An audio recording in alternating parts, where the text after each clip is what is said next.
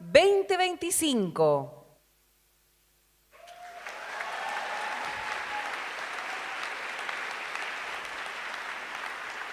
Preside esta actividad el rector de la Universidad de Santiago de Chile, doctor Rodrigo Vidal Rojas.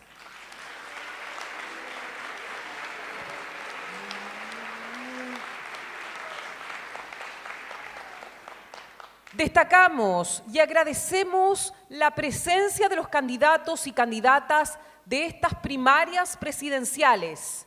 Carolina Toá Morales.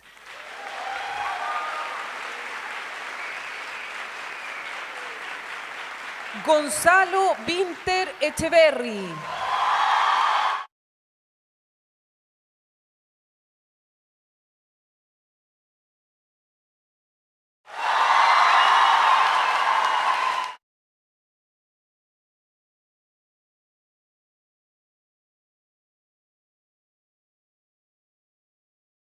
Mulet Martínez.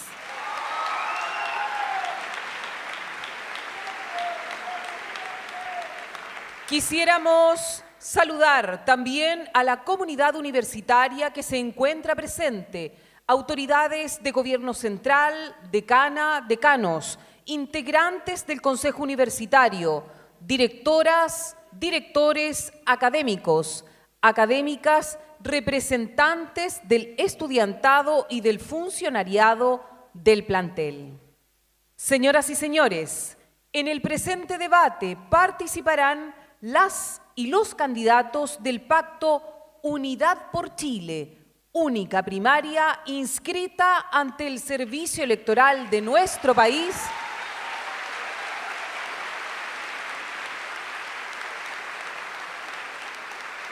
la que se realizará el 29 de junio.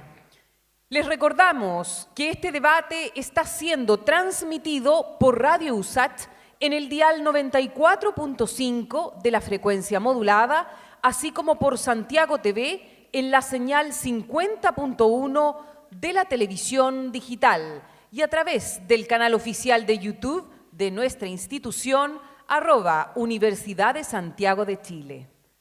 A continuación, se dirigirá a ustedes el rector de nuestra Casa de Estudios Estatal y Pública, doctor Rodrigo Vidal Rojas.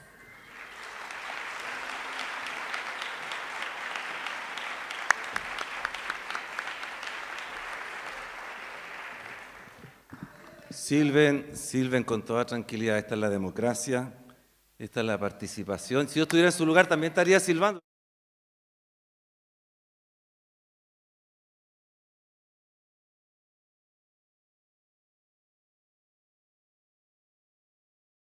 Primero que la ley 21.094 sobre universidades estatales establece en su artículo 1, las universidades del Estado son instituciones de educación superior, voy a saltar un pequeño párrafo, con la finalidad de contribuir al fortalecimiento de la democracia, al desarrollo sustentable e integral del país y al progreso de la sociedad en las diversas áreas del conocimiento y la cultura.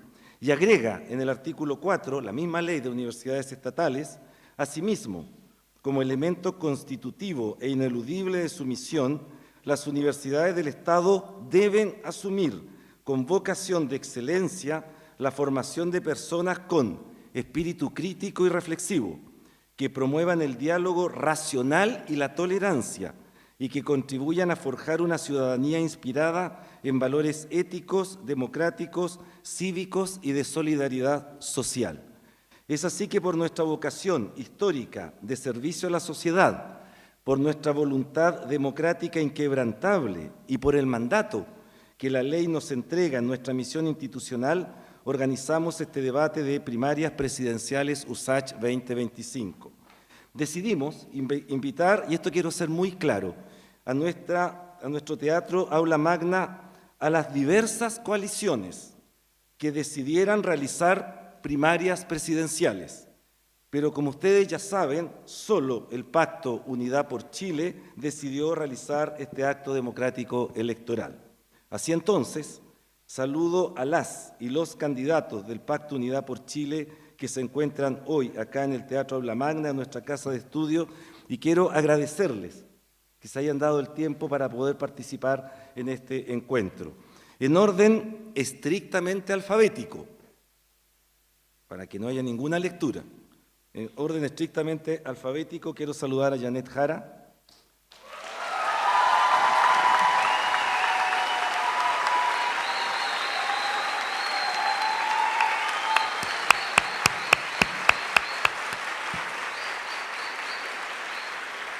es que saben que hay aplausómetro, por eso ¿no? A Jaime Mulet.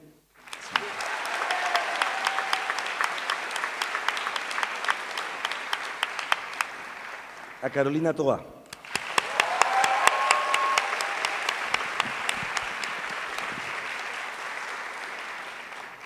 Y a Gonzalo Winter.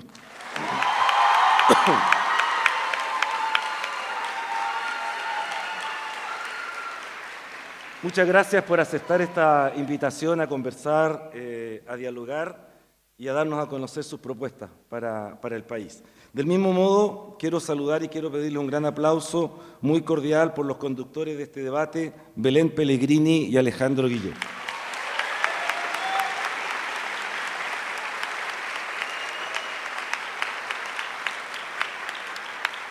Quiero destacar y felicitar a nuestra comunidad universitaria por su participación e interés en esta instancia, a quienes nos acompañan, a ustedes, hoy día de manera presencial, a quienes siguen la transmisión actualmente allí vía streaming, y también a las más de 1.000 personas, más de 1.300 personas, que se inscribieron en este evento, aportando con interesantes preguntas en materia de seguridad, sustentabilidad, diversidad, futuro, democracia y educación.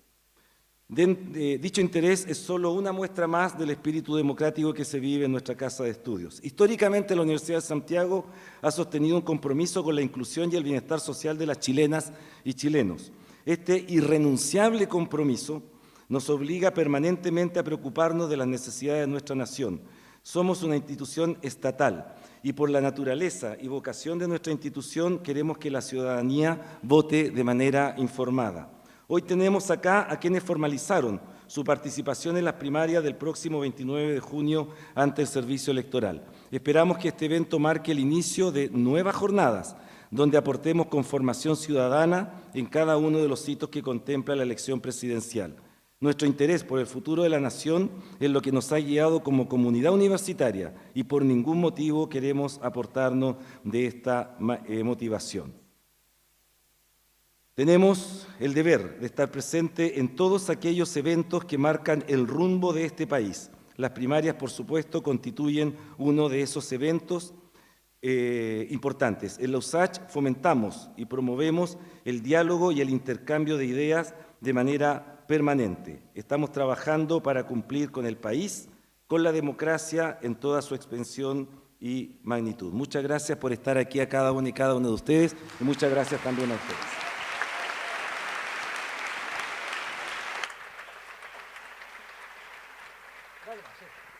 Señoras y señores, a continuación damos paso al debate Primarias Presidenciales USACH 2025.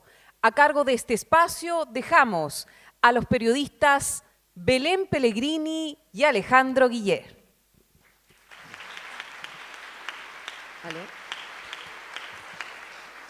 Muy buenas tardes a todas y a todos. Muchas gracias, rector, por esta instancia y por darle a la comunidad la oportunidad de poder escuchar de primera fuente lo que hoy día los y las candidatas nos vienen a comentar. Es impresionante y muy sobrecogedor ver el aula magna de nuestra universidad llena de estudiantes, de académicos, de funcionariado, y también poder ver el interés que hay en la comunidad de poder participar de manera presencial, pero también a través de nuestras distintas plataformas, ya sean digitales o nuestros medios de comunicación. Mi nombre es Belén Pellegrini Pfeffer, soy periodista y funcionaria de la Universidad de Santiago de Chile y hoy con mi colega, el ex senador y por qué no decirlo, el ex candidato presidencial Alejandro Guillén, nos tenemos el honor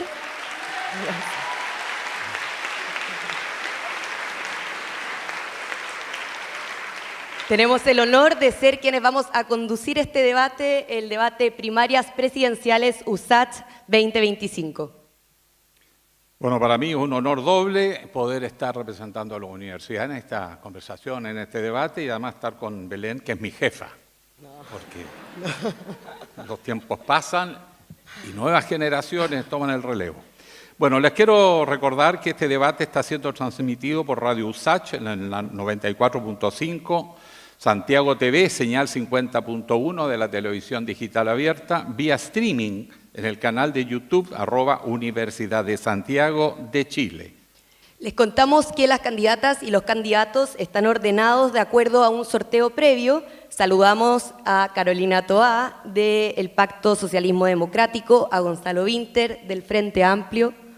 Y del Partido Comunista y Acción Humanista, Janet Jara, y de la Federación Regionalista Verde Social, Jaime Mulet. Sean bienvenidas y bienvenidos a esta casa de estudio, la Universidad de Santiago.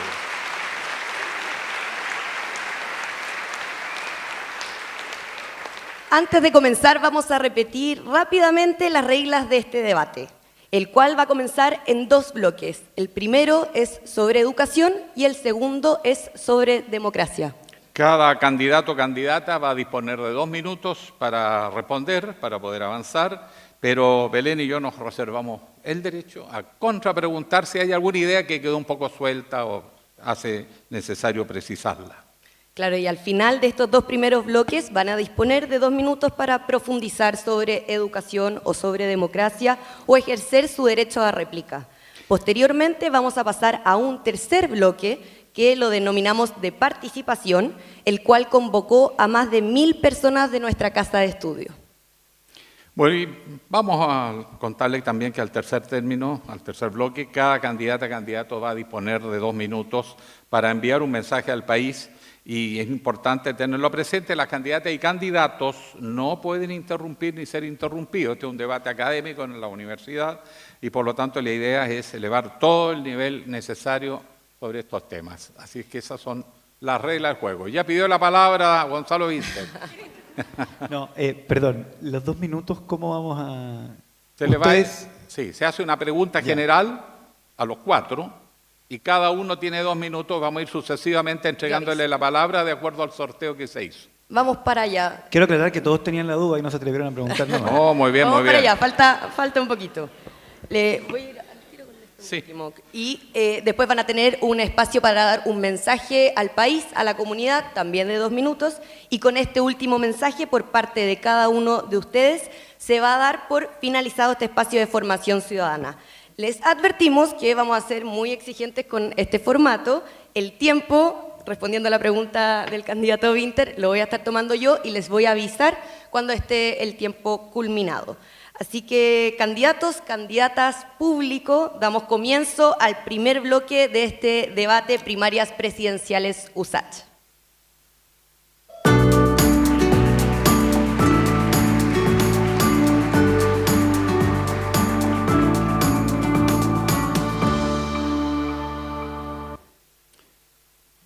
Los expertos y sobre todo los profesores denuncian una pérdida de la autoridad pedagógica. Se desvaloriza la profesión de profesor. Hay violencia en las aulas y los colegios y en los barrios. Hay desconfianza hacia el rol del profesor por parte del Estado, que sobreinterviene en las escuelas. Viven en constante estrés.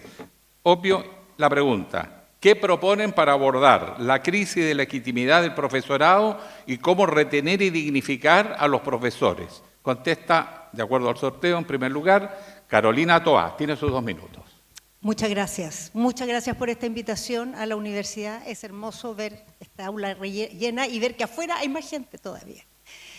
Yo comparto esa visión de los profesores y las profesoras. Llevamos largos años en debates institucionales de educación, pero hay que ir a mirar lo que está pasando dentro del aula, el proceso educativo, y concentrarnos en recuperar la mística de la educación, que ha estado fuera de nuestras discusiones por largo tiempo. Es efectivo que la forma de operar de nuestro sistema, especialmente el público, se ha basado en la acumulación de demandas muy grandes a la escuela. Una mirada de la educación que está en la lógica más bien enciclopédica, un currículum muy grande, muy cargado a traspasarle datos a los estudiantes y, por otro lado, el Estado muy lejos de la escuela y por lo tanto controlándola a lo lejos. Eso tiene que cambiar. Lo primero es que hagamos una educación para el mundo de hoy, donde lo relevante no es acumular datos, que además se multiplican día a día. Lo relevante es saber trabajar con ellos, entender, tener capacidad crítica, saber buscar, tener capacidad creativa, tener capacidad de análisis, saber ordenar la información. Y nuestro sistema educacional tiene que avanzar en esa dirección, apoyado por entrega de más autoridad a las profesoras y a los profesores. No tanta acumulación de demandas administrativas y más herramientas para enseñar en un mundo tan cambiante y complejo como el de hoy. Pero al lado de esta dimensión cognitiva de la educación, tenemos que asumir la parte formativa. Ahí tenemos una deuda gigante.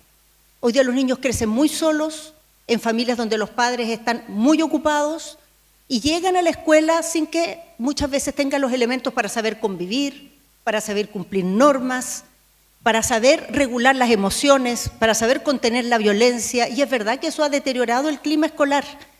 Tenemos que generar herramientas y poner acento en esa parte de la educación. Sin esa, la primera es imposible. Para eso, la autoridad del profesor y la profesora es clave. Yo creo que necesitamos desde recuperar tradiciones muy antiguas y básicas, como que cuando entra el profesor a la sala, los estudiantes dejan de conversar, se paran y lo saludan, hasta que en salas complejas donde hay mucha diversidad de estudiantes, porque hoy día por suerte hay inclusión en Chile, muy bien, el profesor esté apoyado, no solo porque hoy muchas veces se siente superado o superada. Muchas gracias, Carolina.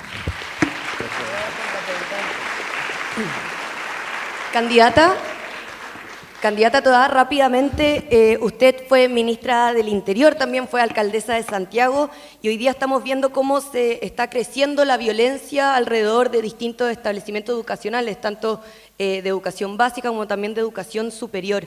¿Cómo integraría usted una política de seguridad educativa que no solo aborde el control del delito, sino que también sea capaz de legitimar la figura del profesorado como una autoridad pedagógica? O sea, yo creo que lo primero es que tenemos que entender que la violencia es fruto de un problema de convivencia dentro de los establecimientos, que hay maneras de resolver conflictos que es agrediendo al otro, que hay miradas en que no se reconoce que el otro puede tener una postura distinta y que hay una formación en el sentido de identificar tus emociones, regularlas, tener normas, saber cumplir instrucciones, que hoy día está carente en nuestro sistema escolar. Entonces, lo primero es que al profesor le tenemos que entregar esa autoridad, reconocérsela. Por largo tiempo se las hemos ido más bien quitando, se la hemos ido desconociendo, se la hemos ido cuestionando. Hoy la autoridad no es la del siglo XX, ya no vivimos una sociedad jerárquica como existía antes, somos una sociedad mucho más horizontal, pero esa sociedad horizontal requiere respeto, requiere normas y requiere autoridad. Muchas gracias. Autoridad democrática, no autoridad decimonónica. Gracias. Muy agradecido, Carolina Toá. El problema está planteado, don Gonzalo Winter. ¿Cómo resolvemos este tema? Reasignar el valor y la dignidad del profesor. Muchas gracias, qué contento estoy de estar en una universidad pública y estatal para quienes creemos que es el motor del desarrollo, obviamente que nos pone muy contentos. Primero, creo que la crisis de autoridad existe y que es grave, pero en segundo lugar, una de las primeras cosas que hay que hacer es tomar posición frente a ella. Creo que el Estado debe dejar de desconfiar del profesor, poniéndole exámenes uno tras otro, y tiene que empezar a fortalecer su rol y mejorar sus condiciones laborales. No solo del profesor, sino también de los directivos de las escuelas, para que puedan realmente dirigir las escuelas. Hoy día están tapados por una burocracia que se los impide. Segundo, el sentido de la educación. Cuando se creó la escuela pública, de lo que se trataba era que el profesor entregara información a los estudiantes. La información hoy día está en todas partes. El profesor debe ser la persona que acompaña el proceso natural de curiosidad del estudiante y también todas las emociones que un cuerpo adolescente va teniendo en el acceso a esa información. Tercero, basta de ver la educación pública como durante mucho tiempo como el remanente del mercado, aquella que está ahí solamente para que vayan quienes no pueden pagar otra. Nosotros tenemos que reenfocarla y darle un rol a la educación pública y que sea el motor del desarrollo. Les pongo dos ejemplos de cómo la educación pública puede ser el motor de la solución de problemas de Chile. La primera, invertir realmente en infraestructura para escuelas de enseñanza media técnico-profesional que está abandonada hace años. ¿Para qué? Para preparar a los jóvenes para los empleos del futuro. Porque si queremos tener una economía del futuro, si queremos ser líderes en energía renovable, los jóvenes chilenos tienen que convertirse en trabajadores que administren esa tecnología, lo cual nos convertirá además en un país mucho más atractivo para la inversión. En segundo lugar, la niñez vulnerable. Sabemos que los desertores escolares andan por las calles. Sabemos que, y esto nos diferencia de la derecha, que no le otorga importancia a esto, que hay un problema de seguridad allí. Sabemos que el 50% de los presos pasaron por el Sename. Por lo tanto, la educación pública también puede jugar el rol de ir a buscar a los niños que hoy día están con socialización de calle, abrazarlos, darle la mano y decirles, hay un camino distinto, hay un camino próspero en una vida honesta, y arrebatárselo al narcotraficante que quiere quitarnos a los niños de Chile. Ahí hay dos ejemplos de cómo fortalecer la educación pública justamente nos lleva al desarrollo. ¿Cómo pasa eso? Cuando hay un gobierno que le otorga a la educación pública un rol en su camino al desarrollo. Muchas gracias, don Gonzalo. Un agregado a la pregunta. Hablemos de las universidades. Usted partió hablando de las universidades públicas, estatales, triestamentales. ¿No deberían seguir todas las universidades una democratización? ¿Perdón? No le escuché el verbo. Cuando uno habla de triestamental, produce un nerviosismo. No, No, broma. Gonzalo, las universidades, hablaste tú de la universidad pública, el rol de la universidad pública estatal. Yo quiero avanzar un paso más. La reforma de las propias universidades estatales, modernizarlas y hacerlas participativas. ¿Sería eso un compromiso con el sistema público de todas las universidades? Soy totalmente partidario de la triestamentalidad en todas las universidades del Estado de manera clara, tajante y sin matices. Sin embargo, creo que hay que ir más allá. Las universidades públicas durante mucho tiempo se eligió en los años 90 entregarlas al mercado.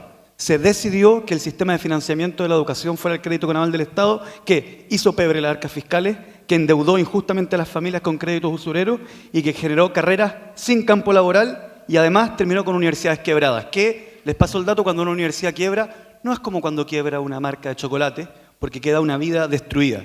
Se eligió el mercado en vez de fortalecer lo público. En este momento tenemos que decidir. Yo les propongo que tengamos un sistema de financiamiento basal, en donde sea el Estado el que le diga a la universidad, quiero que usted esté conectada, que me produzca los profesionales del mañana, quiero que usted produzca el conocimiento que requiere Chile para alcanzar el desarrollo. Y para eso, yo mismo, como sociedad, voy a financiar aquello que yo le demando a la universidad pública. Esa es una lógica contraria a la lógica de mercado, esa es una lógica en donde el Estado o la sociedad utiliza a la universidad pública como motor de desarrollo. Muchas gracias, Gonzalo.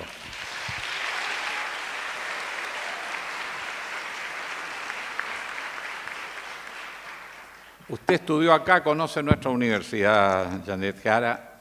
¿Qué propone para recuperar la dignidad del profesor? Acá se forman profesores también, pero están tan maltratados por el Estado, por la sociedad, lo que rodea a los colegios. Gracias. Lo primero, saludarlas a todos y a todos. Me alegra mucho que sea este debate y me alegra mucho más ver este teatro lleno. Muy buena cosa para la democracia. Y creo que interpreto también a mis compañeros que estamos muy felices de tener este debate hoy día acá. Mire, yo creo que hay un tema en la sociedad chilena que se expresa en los colegios hoy día, en los temas de convivencia interna y en los temas que uno tradicionalmente conoce como el respeto a la autoridad de los profesores, ¿no? Y que estamos en una situación en la cual falta amor, falta cariño, falta respeto mutuo. Esto se puede mirar desde distintas perspectivas, pero de una u otra forma lo que hemos ido viviendo es un proceso en el cual las personas no dialogan, se enfrentan, pelean, discuten. No hay espacio para el diálogo. Y cuando no hay diálogo, lo que hay muchas veces es violencia. Aquí se han planteado algunas ideas que me parecen a mí bastante razonables. Nosotros también las complementamos con otras en nuestra propuesta de programa de gobierno, pero sin duda mejorar las condiciones laborales de los profesores es indispensable. Se hizo una reforma años atrás, se generó la carrera docente y efectivamente a partir de la acreditación que los profesores hacen, van generando una capacidad de ingreso un poco mayor que la que con anterioridad tenían, que era bien vergonzosamente baja. Pero la verdad es que si hoy día uno los mira y los compara con los demás profesionales, todavía siguen bastante abajo. Lo segundo es que en términos de la convivencia interna, estamos en una sociedad que es más horizontal, pero el respeto no se puede perder entre nosotros. Y creo que eso no solamente se regula en los protocolos, sino que también con la actitud que uno tiene en el día a día. Lo digo porque aquí no basta con dar órdenes, no basta con imponer reglas, es el desarrollo de una cultura distinta, basada en el amor y en el respeto mutuo. Y creo que en eso tenemos harto que trabajar, porque el agobio laboral hace muchas veces que las personas se tensionen y a lo que podrían responder con cierta calma, con cierta tranquilidad, salen con exabruptos o impulsivamente. Lo hemos visto además harto en los últimos días por parte de algunas candidatas a la derecha. Dicho aquello, quiero señalar que se pueden implementar varios elementos, por cierto: fortalecer la carrera profesional de los profesores y profesoras, rescatar además su formación pedagógica, que es tan necesaria porque son los formadores de las generaciones del futuro, establecer normas de convivencia que se basan en el respeto mutuo. Pero a mí lo que... ¿Al tiro? Sí. Ya, ¿terminó? Ya. Tiempo. Pero a mí lo que... De ahí les cuento. Esa capacidad de síntesis para los estudiantes de periodismo, eso se llama síntesis. Una consulta adicional. Específicamente el tema del aula. Usted mencionó el cambio en el aula. Hemos aumentado la cobertura, pero dentro del aula el profesor, mire, no tiene libertad ni siquiera para preparar las actividades que quiere. Está todo regulado, todo normado, está sobreintervenida la escuela. ¿Cómo democratizamos el aula? Sí, mire, yo creo que, si me permite un poquito más amplio, hay varios problemas en educación. Hay una parte, queridas estudiantes y queridos estudiantes, que a lo mejor aquí no se ve, pero en nuestro país hay mucha gente que está afuera, está en el alfabetismo, lo voy a decir así bien directamente, y además mucha gente que no pudo terminar su enseñanza ni básica ni media. Estamos hablando de varios millones de personas, espero que avancemos para allá. Hay muchos estudiantes además que abandonaron el colegio y que hay que reinsertarlos. Y es verdad, hay problemas en el aula, algunos dicen que hay sobreregulación. Yo tiendo a creer que esta sobreregulación se ha producido por las condiciones en las que la educación estaba, cuando se inicia el camino, ¿cierto?, de tratar de fortalecerla. Pero también todavía hay mucha inequidad. Yo lo he comentado varias veces, el otro día fui al colegio en el que estudié y quedé realmente sorprendida de lo vulnerable que todavía tenemos algunos colegios en el país. Es bien grave porque uno piensa que ya hemos pasado esos momentos y no han ocurrido. Pero toda esta situación de violencia en el debate, en el trato, en las formas, tiene mucho que ver con lo que está pasando también mundialmente. Fíjense ustedes lo que está haciendo Donald Trump en la Universidad de Harvard. Trata de anular el pensamiento crítico y trata de que las universidades, una tan prestigiosa como ella, como Harvard, sea solamente una universidad formadora de mano de obra. No pasará. Es parte Muchas gracias, de la Janet. lucha cultural que tenemos que dar contra la ultraderecha. Eso que no se nos olvide. Muchas gracias, Janet.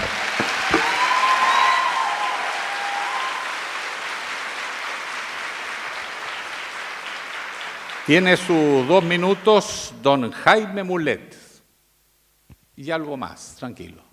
No, muchas gracias. Muy buenas tardes a todos y todas. Les agradezco mucho la invitación a esta prestigiosa casa de estudios.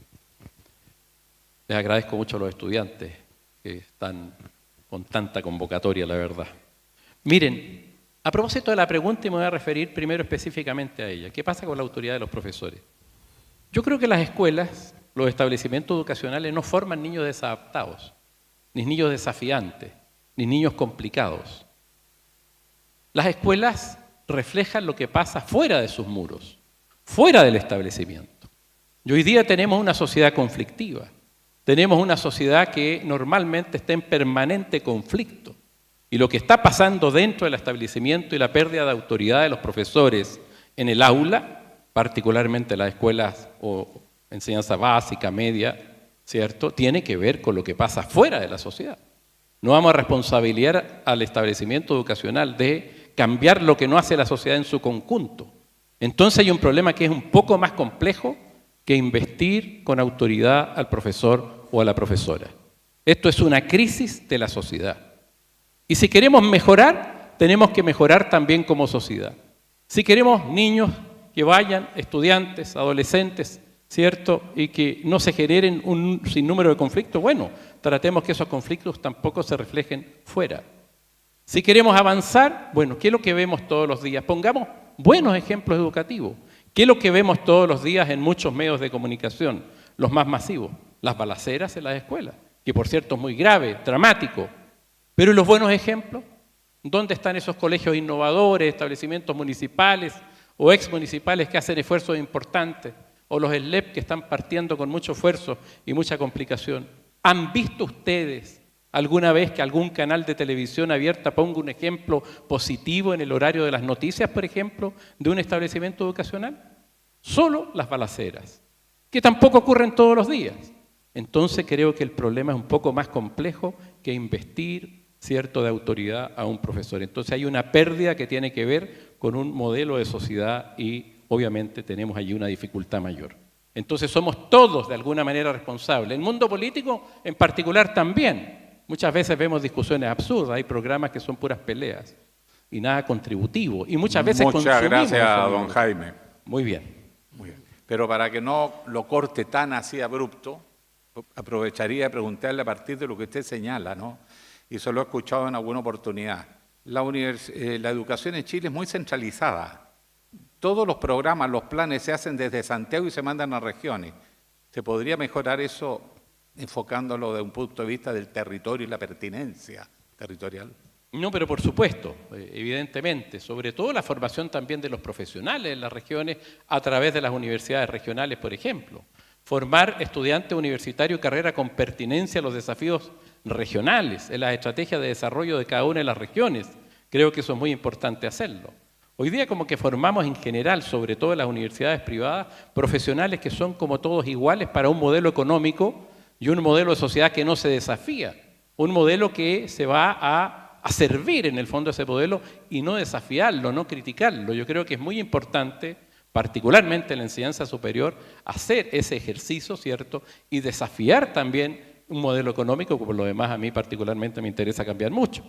Entonces creo que desde las regiones también hacer educación superior pertinente a los desafíos que tiene cada una de las regiones. Y desde el nivel central también en las universidades nacionales, ¿cierto? Que tienen un prestigio y tienen una estatura, un porte, una historia mayor, con mayor razón también. Desafiar, criticar, creo que eso es lo fundamental para proveer profesionales del futuro. Creo que Muchas gracias, don Jaime. Perfecto, ahí sí estamos. Muy bien. Agradecemos a las candidatas y candidatos por contestar la primera pregunta. Belén. Vamos ahora a la segunda pregunta de este bloque, la cual, por supuesto, vamos a destinar para hablar de educación superior. De las más de 1000 preguntas que nos llegaron por parte de la comunidad, su mayoría eran relativas a educación, específicamente las vinculadas a acceso y a financiamiento. A pesar de que actualmente se está discutiendo en el Congreso un nuevo sistema de financiamiento para la educación superior que busca poner fin al CAE, ¿verdad? Existe una sensación de decepción sobre cómo se ha abordado este tema en el actual gobierno, que todos de alguna u otra medida han participado. La pregunta entonces es, ¿la educación superior será una prioridad en su eventual gobierno? Y de ser así, ¿qué proyecto pretende impulsar en concreto durante su administración para cumplir con las demandas históricas que acomplejan a los y las estudiantes de la comunidad universitaria? Partimos con usted, candidato Winter, tiene 2 minutos para formular su respuesta. Creo que algo de esto lo abordamos en la tanda anterior. Nosotros creemos que el actual sistema de financiamiento de la educación, que decidió arrojar el fenómeno educativo de la sociedad, que es cuando la sociedad se piensa a sí misma y se proyecta al futuro, lo arrojó al mercado. Nosotros creemos que eso fue un error de la política chilena y que tenemos que retomar un sistema de financiamiento que sea justo, en el sentido de que no sea el bolsillo de la familia el que determine la capacidad, la trayectoria de un estudiante. Para eso tenemos una propuesta en concreto que tiene que ver con las estudiantes que tengan hijos de entre 0 y 5 años o estén embarazadas, que tengan un programa que nosotros lo llamamos Yo Cuido y Educo, en donde puedan tener acceso a flexibilidad, manutención y una serie de propuestas. En segundo lugar, que sea estable para que las universidades puedan planificar su impacto en la sociedad. Y en tercer lugar, que sea conectado. ¿Qué significa conectado? Que esté enganchado a una estrategia nacional de desarrollo y que la universidad produzca aquello que el país requiere. Creemos además que Chile tiene que avanzar hacia acortar las carreras y sobre todo un sistema de financiamiento de los aranceles en donde por lo menos el 70-80% más vulnerable tenga garantizado que no va a pagar los estudios mientras está estudiando y que después, posteriormente, pueda participar de manera contingente a su ingreso. También creemos, y por último, que es relevante manifestar que creemos que la producción de conocimiento de la sociedad, que es tan necesaria para convertir a Chile en una economía del futuro, tiene que estar en las universidades, pero que eso requiere un financiamiento basal para que las universidades puedan planificarlo y no sujeto a subsidios que están sujetos al vaivén anual de los presupuestos. Muchas Candidato, gracias. ¿y en ese sentido usted cree que la propuesta del FES, que es la propuesta que presentó el gobierno, es suficiente o es solo un primer escalón para terminar con el endeudamiento? O se lo planteo de otra manera, ¿está usted dispuesto a terminar con todos los sistemas de financiamiento estudiantil basados en la deuda y cómo lo haría? Nosotros creemos en primer lugar que los bancos deben salir del financiamiento estudiantil de manera definitiva, concreta y clara. No debe haber sistemas que estén basados en la banca. Eso fue un error y eso le hizo muy mal a las arcas fiscales y a las familias y acrecentó la injusticia de venir de una familia u otra. En segundo lugar, creemos que hay que avanzar a la condonación de ciertas deudas porque el CAE fue una política tan desastrosa que un error de la política terminó dañando a ciertas familias, pero creemos que esa condonación debe ser hecha con mucha fineza para poder otorgar la situación caso a caso para no cometer injusticias. Creemos que el FES es un avance, pero que en la medida en que la sociedad chilena disponga, que tengamos más votos en el Congreso, podemos hacer algo que vaya mucho más allá. Muchas gracias, candidato. Vamos ahora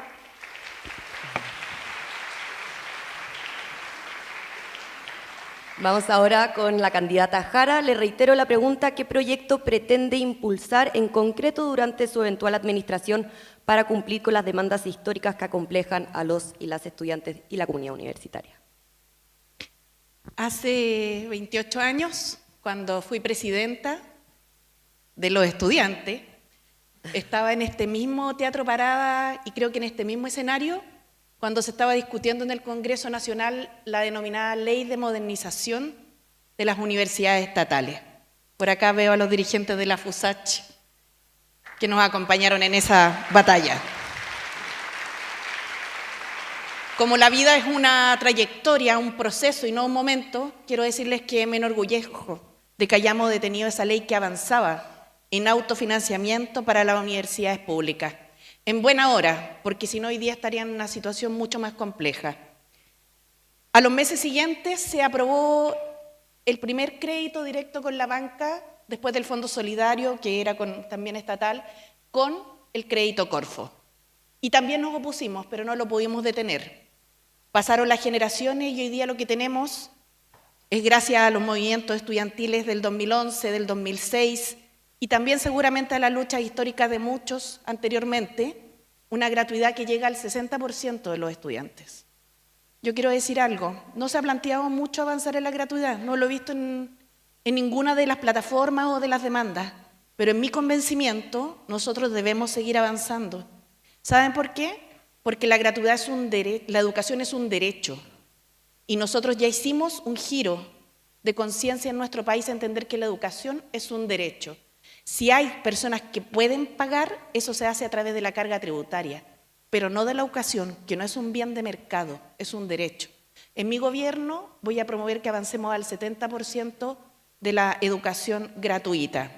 Y en torno al financiamiento de las universidades es una angustia ver cómo muchas veces tienen las instituciones que hacer convenios con empresas privadas y el acceso no es tan equitativo para todas. De hecho, hay 2 universidades en nuestro país del sector público que concentran la mayor cantidad de aporte en este sentido y algunas privadas de la cota 1000 que también así lo hacen.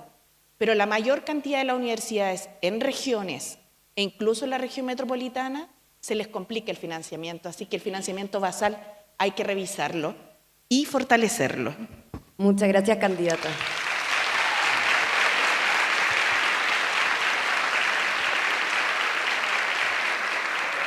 Candidata, rápidamente le quería preguntar en ese sentido si usted considera necesaria una reforma universitaria que incluya elementos tales como financiamiento, autonomía, rol social, etcétera. Yo creo que la reciente ley de universidades, que a todo esto aprovecho felicitar a la universidad por tener su estatuto orgánico después de tantos años, realmente, es que yo creo que se pierde perspectiva de repente, pero como Chile y nuestra vida es un proceso, como decía, hay que ir también valorando los pasos que damos hacia adelante y también dando cuenta de los déficits que tenemos hacia el futuro.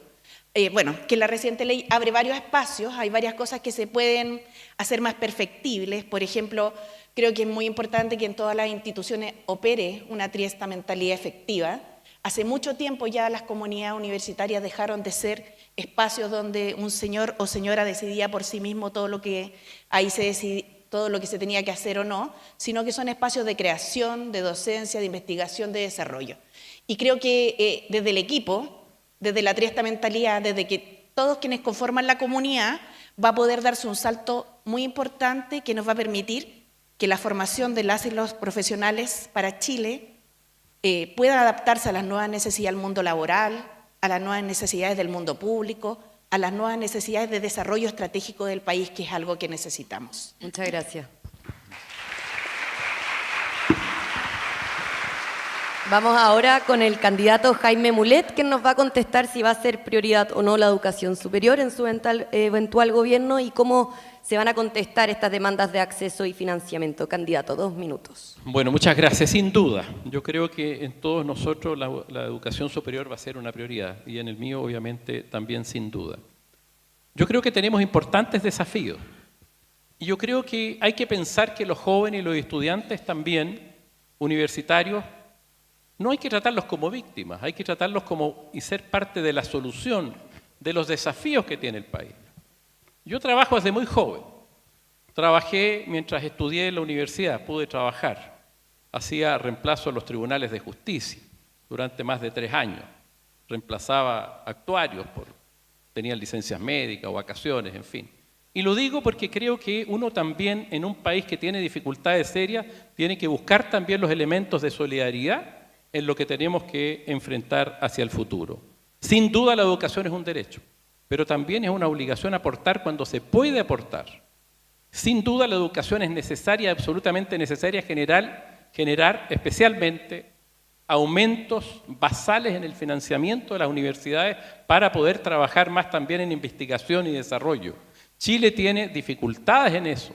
Los profesionales altamente especializados hoy día son 1 cada 10.000. Y Chile y los países de la OCDE están en 10 cada 10.000. Necesitamos profesionales altamente especializados también formados en la educación pública. Es muy importante para salir de la trampa, ¿cierto?, del desarrollo en las que estamos hoy día. Y para eso es muy importante avanzar en el conocimiento e invertir en la educación, particularmente la educación superior y particularmente también en la educación estatal. Por eso que tenemos que subir los ingresos del financiamiento basal en la educación superior. Pero yo creo que los jóvenes, una vez que se titulan, deben también contribuir y el que puede pagar, debe pagar parte de sus ingresos en la retribución de lo que le entregó el Estado en su formación profesional. Creo que eso es posible. A mí me tocó pagar 10 años. Claro que era crédito fiscal, que tenía una tasa razonable, creo que era del 1%, no recuerdo bien, pero uno hace la contribución. Y hoy día, hacer una contribución contingente al ingreso que se tiene creo que es un buen camino para retribuir también parte de los estudios o del financiamiento de los estudios quienes efectivamente pueden y tienen trabajo activo. Yo creo que debe generarse de esa manera. Don Jaime, quiero agregarle un cachito a la pregunta. Hoy día una cosa es el básica, media, el título de grado, pero el posgrado. Todos hablan de la ciencia y la tecnología, pero cuando un estudiante trata de conseguirse una beca ya es difícil y son pequeñas. Y a veces le cambian las reglas del juego. Y cuando vuelven no encuentran empleo porque están muy calificados y los jefes no quieren a alguien que sabe más que ellos. ¿Cómo vamos a rescatar a esas generaciones de jóvenes que han salido a estudiar, llegan a Chile y terminan con una excepción? Bueno, con mayores niveles de inversión en ID. Chile hoy día invierte 0,36 a 0,40% en investigación y desarrollo en relación al PIB. Y creo que tenemos por lo menos que llegar al 1%, que es un compromiso que se ha ido asumiendo durante los últimos años, porque tenemos que obviamente formar profesionales y después que estos profesionales altamente especializados vuelvan a la academia, o vuelvan a la industria, vuelvan a la minería, vuelvan a la madera, vuelvan en fin a aquellos aspectos donde el país tiene ventajas comparativas y puede seguir desarrollándose. Pero hoy día estamos en una situación intermedia, que es la trampa de los ingresos medios. Y Chile necesita más conocimiento especializado para avanzar. Estamos incluso exportando materia subprima, estamos exportando concentrado de cobre, ni siquiera cobre fundido y refinado. Estamos perdiendo el renio, las tierras raras, estamos perdiendo miles de empleos y de recursos por falta de conocimientos y yo creo que también por malas políticas públicas en esta materia. Muchas gracias, don Jaime. Ok.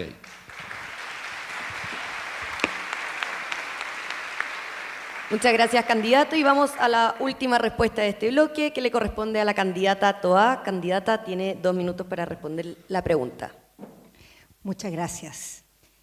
A ver, educación en el mundo que estamos, con el nivel de cambios que está habiendo, con los desafíos económicos que tenemos por delante, prioridad absoluta en el próximo gobierno. En esa prioridad absoluta por la educación, primera prioridad, educación escolar. Lo quiero decir aquí en un aula universitaria. El país ha hecho un esfuerzo enorme en los últimos años para ir en apoyo del financiamiento estudiantil. Eso ha significado del 2016 a la fecha multiplicar por 4, cuadruplicar los recursos dedicados a financiamiento estudiantil universitario. Y en esto hay piezas que se nos han ido quedando atrás. La educación escolar y la educación inicial es la primera de ellas. La segunda, la educación técnico-profesional a nivel escolar, porque a nivel escolar hemos puesto mucho más acento en la educación científico-humanista que en la técnico-profesional. Y ahí hay una posibilidad de desarrollo, de vida laboral, de también aporte a la economía que nunca hemos desarrollado en todo su potencial. Ahora, ¿qué significa eso? ¿Que en la educación superior universitaria no va a haber agenda?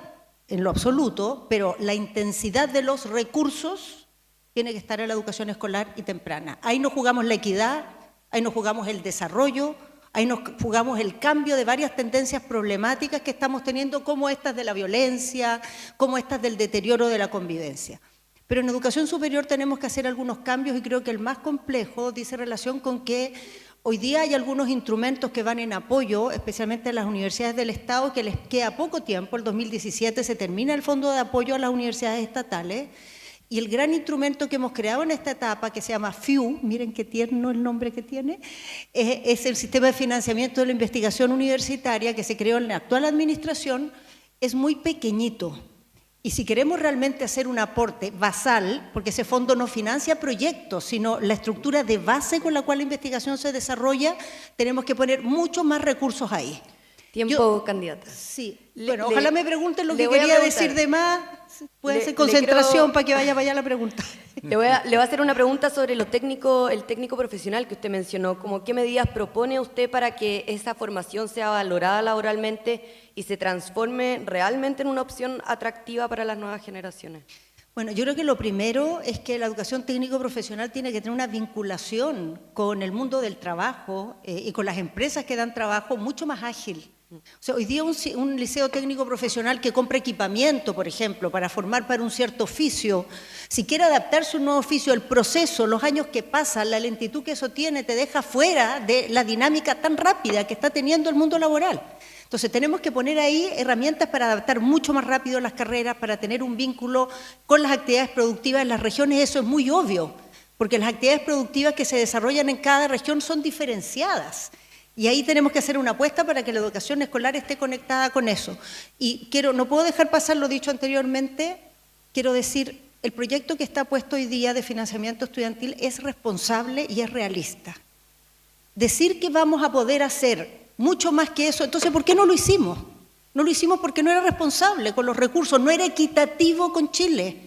No era equitativo con los jóvenes que no van a la educación superior, no era equitativo con los que están en la universidad. Entonces, en el colegio. Entonces, lo primero es que saquemos ese proyecto cuya viabilidad no está garantizada, tiene mucha resistencia y eso va a aliviar a quienes tienen deuda y va a generar un sistema más, sostenible hacia el futuro, que no es gratuidad para todos urbi et orbi.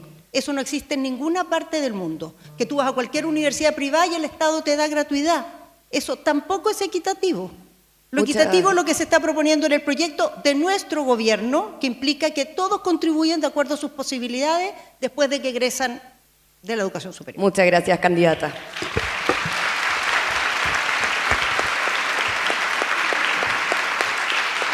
Agradecemos la respuesta de las y los candidatos. Les recordamos que este debate se está transmitiendo por Radio USACH, Santiago TV y el canal de YouTube oficial de la Universidad de Santiago de Chile.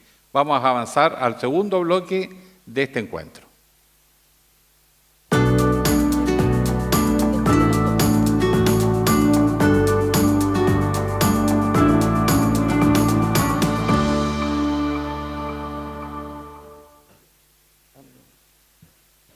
Vamos entonces con la primera pregunta de este segundo bloque. Candidatas, candidatos, hace 3 años el país elige gobernadores regionales, quienes, en palabras del actual presidente Boric, cumplen un rol fundamental en el desarrollo de sus territorios. Sin embargo, estos siguen atados a la tutela del poder central. Comienzo la pregunta para la candidata Jara. Candidata, ¿tiene propuestas concretas para avanzar hacia una descentralización real del poder político y empoderamiento de los gobiernos locales? Una pregunta, disculpen, Sí. antes que estamos un poco confundidos. ¿De democracia van a hacer 2 preguntas? Lo mismo y después viene Sí. la parte de las contrapreguntas en general de ambas dos. Ya. ¿Ya? Y después Gracias. la pregunta de los estudiantes. Exactamente. Ya. Voy entonces con la Sí, pregunta. disculpe. ¿Tiene propuestas concretas para avanzar hacia una descentralización real del poder político y empoderamiento de los gobiernos locales? ¿Y qué cambios considera indispensables para superar la limitación que ejerce este centralismo estructural en los gobiernos regionales? Yo les voy a decir la propuesta, pero el problema no es la propuesta, el problema es llevarla adelante. Por lo siguiente, yo creo que la propuesta que cualquier persona puede tener en esto, si uno va a descentralizar, lo que tiene que hacer es descentralizar recursos y poder de decisión. Y eso es lo que aquí ha sido difícil, porque todos hablan de descentralizar, pero nadie quiere perder la cuota de poder o competencias que tiene. Efectivamente, en esta elección de gobernadores que se ha realizado últimamente, se entregaron además recursos, algunas tareas, pero no ha sido suficiente. Ni por un lado el control de los recursos, y en eso hemos estado metidos en algunos enredos judiciales, que hemos visto distintas gobernaciones hoy día que están siendo investigadas, pero por sobre todo además con la capacidad de discernir sobre distintas materias. Entonces lo que nosotros tenemos que empujar es con una verdadera vocación regionalista y descentralizadora, esa capacidad de entregar poder a otros para que tomen decisiones en base a realidades que son locales y que muchas veces desde Santiago no se ven. Aquí uno puede decir harta poesía en política. Puede decir, Santiago no es Chile, la región metropolitana tampoco, tenemos que descentralizar, pero la verdad es que a la hora de entregar poder es donde se produce el problema. Es como cuando discutimos de paridad, porque para que las mujeres suban o para que entren al Parlamento algunos hombres tienen que salir, y para que entreguemos competencias en las regiones algunas autoridades del centro las deben dejar. Entonces, esos son los debates más reales que hay que dar, porque ideas y propuestas hay. Yo creo que para una democracia más efectiva, la descentralización es fundamental. Si nosotros vemos lo que ocurre en muchas regiones del país, la principal crítica es que se sienten abandonadas o el patio trasero de la región metropolitana. Pero si uno en la región metropolitana va a las comunas más rurales que están alrededor, les van a plantear que también se sienten el patio trasero de Santiago. Entonces, hay una tendencia tan centralizadora y acumuladora del poder que si desde una decisión política efectiva, con un liderazgo claro en esta materia, no se comparte las competencias, que es como se denomina la entrega de facultades, a las regiones, vamos a estar realmente solamente haciendo poesía. Y que es un poco lo que nos ha pasado, y termino con esto, mire, si hay un comité de descentralización interministerial, en este gobierno seguramente también en otros, donde se discute la transferencia de competencias. Y yo les voy a decir lo que pasa. Todas las competencias que sí se desean transferir son las que alguien en el gobierno central no quiere tener. O porque es una papa caliente o porque es un gran problema. Tiempo, candidata. Y todas las transferencias que en regiones quieren recibir son las que no se entregan porque alguien al centro las quiere retener. Es un problema y hay que hacerlo con liderazgo. Muchas gracias.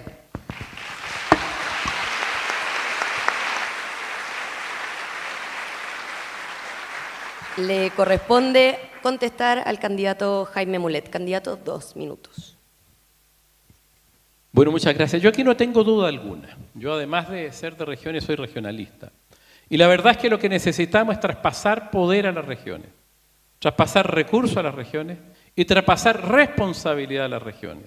Las tres cosas tienen que ir siempre amarradas: a las regiones, a las comunas, al territorio. El regionalismo, como lo definimos nosotros, tiene que ver con profundizar la democracia. Un gobierno es más democrático en la medida que las decisiones se toman en los distintos niveles y se va avanzando a que la ciudadanía participe en la toma de decisiones y se haga responsable de las decisiones. Decida en qué invertir y en qué no, y asuma la responsabilidad cuando dice que no. Y no solamente vamos creando demandantes del poder central. Yo creo, y aquí tengo una crítica respecto al compromiso que hizo el presidente Boris. El presidente Boris se comprometió a terminar con los delegados presidenciales regionales en su programa de gobierno. Y hasta ahora no ha terminado. Entiendo que cambió de opinión, y es legítimo cambiar de opinión. Pero yo, si soy presidente de la República, no voy a cambiar de opinión con la descentralización. Yo tengo la película clara. Sé y estoy convencido de que Chile sería un país mucho mejor desarrollado, más equilibrado, social, política, ambientalmente, si traspasamos poderes, recursos y responsabilidad a las regiones. Y creo que en eso se ha cometido un error una y otra vez. Y este gobierno, donde tenía la esperanza, no cumplió con un compromiso que para los regionalistas era fundamental. Tendrán sus razones, no dirán, bueno, el caso convenio, procultura, lo que sea. Pero hay que regionalizar. Los problemas de falta de probidad han surgido en distintas áreas, Ministerio, Fuerzas Armadas, Carabineros, pero se excusa muchas veces en ello para no traspasar más poderes a las regiones. No, que devuelvan el dinero, eso es lo importante, el que se lo robó, que devuelva el dinero. Creo que devuelvan la plata, cualquiera, en cualquiera de las instancias. Creo que eso hay que ser muy claro, y si soy presidente, así hay que tratar ese tipo de cosas. Tiempo, pero candidato. Creo que las regiones es fundamental avanzar, regionalizar, descentralizar, porque así construimos un país mejor. Gracias.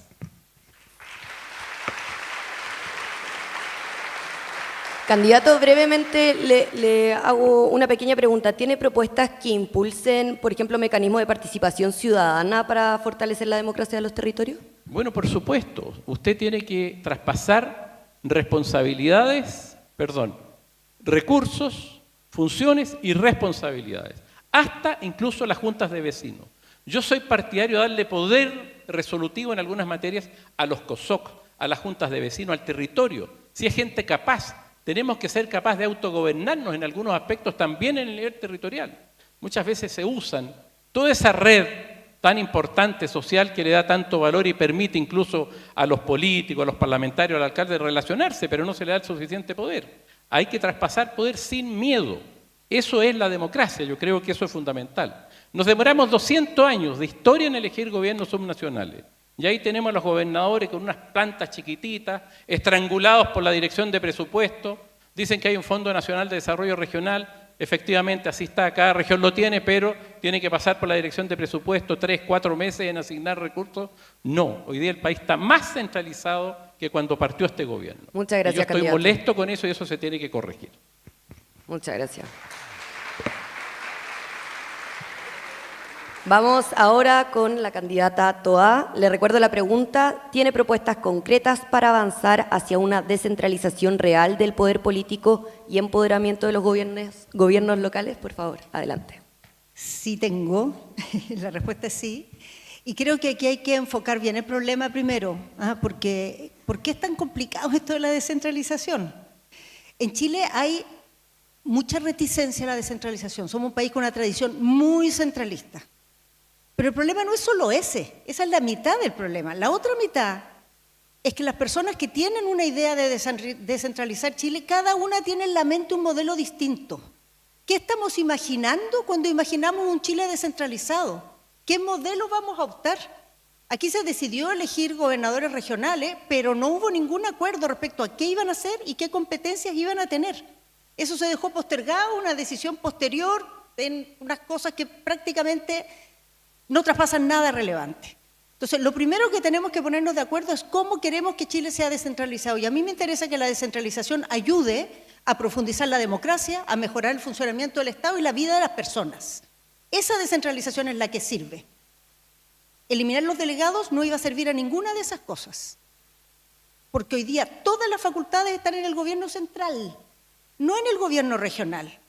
Eliminar a la autoridad que coordina ahí donde están las facultades no iba a mejorar nada. Lo único que iba a provocar era peor gestión. Lo que pasa es que los gobernadores regionales hay que traspasarles competencias que hoy día están en el gobierno central. Lo que sirve no es descoordinar al gobierno central, sino que algunas cosas que hoy se definen ahí se empiecen a definir en el gobierno regional. ¿Como qué? Por ejemplo, las políticas de fomento productivo. Por ejemplo, servicios que están muy ligados al territorio, como la organización del transporte público, la administración de los parques urbanos, la política de promoción turística. Pero yo, personalmente, no creo, y veo la experiencia latinoamericana, y más lo confirmo, no soy partidaria de traspasar otras cosas, como por ejemplo la política de salud, la política de educación, el manejo de las policías. Tenemos que ponernos de acuerdo qué vamos a descentralizar. Y lo que quede en el gobierno central tendrá que funcionar bien y lo que funcione en el gobierno regional también. Muchas gracias, no candidato. comparto y después les digo qué es lo que no comparto. Disculpe, que el tiempo. ¿Sí? ¿Lo puede intuir? Sí. Vamos ahora con el candidato Vinter, por favor, para hablar de este tema. Son 2 minutitos. Nunca sabremos qué era lo que Varía. no compartía Carolina. Pero puede usar después sus 2 minutos para profundizar en Yo la espero que temática. usted lo represente, diputado. Lo que yo no compartí. sé. No me comprometo a eso. A Vamos. ver, yo creo que, miren, tengo una respuesta bien estructurada, pero quiero partir por la discusión que ya se dio.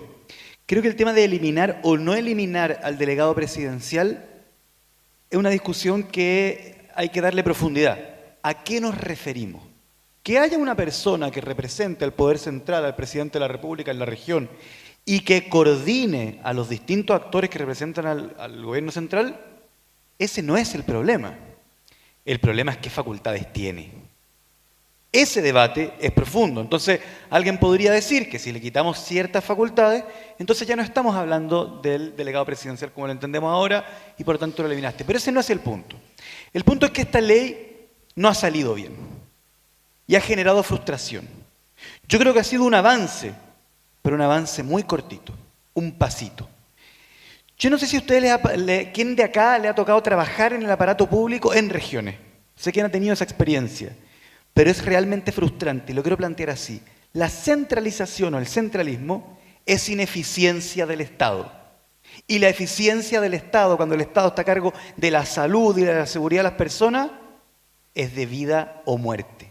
Y somos los progresistas los que debemos tomar con toda la fuerza del mundo las banderas de la eficiencia del Estado. No solo hay que traspasar facultades con financiamiento, pero facultades a los gobiernos regionales, sino también a los municipios. ¿Cuántas veces pasa que un municipio tiene un proyecto y resulta que el Estado central no tiene la capacidad de proveer los técnicos para darle cuerpo a ese proyecto? Y muchas veces el municipio sí lo tiene porque conoce el territorio. Les pongo un ejemplo súper concreto en Viña del Mar. No podían contratar gente nueva en la planta para acudir a la reconstrucción, entonces tienen que ir a la Subdere. La Subdere tiene que crear un plan especial, se demora 1 año en llegar la gente nueva a ayudar a quienes se les quemó la casa. ¿Se imaginan lo que siente el ciudadano cuando se te quemó la casa y te dicen que por una burocracia estatal de delegación de competencias, en 1 año puede llegar una persona cuyo financiamiento ya estaba? Eso es una vergüenza Tiempo, de candidato. parte del Estado de Chile, y eso es lo que tenemos que cambiar. Porque, si me permite hacer una precisión, cuando el Estado, por su propia inoperancia, no entrega resultados, la gente deja de creer en el Estado, en lo público y, lamentablemente, en la democracia también. Muchas gracias, candidato.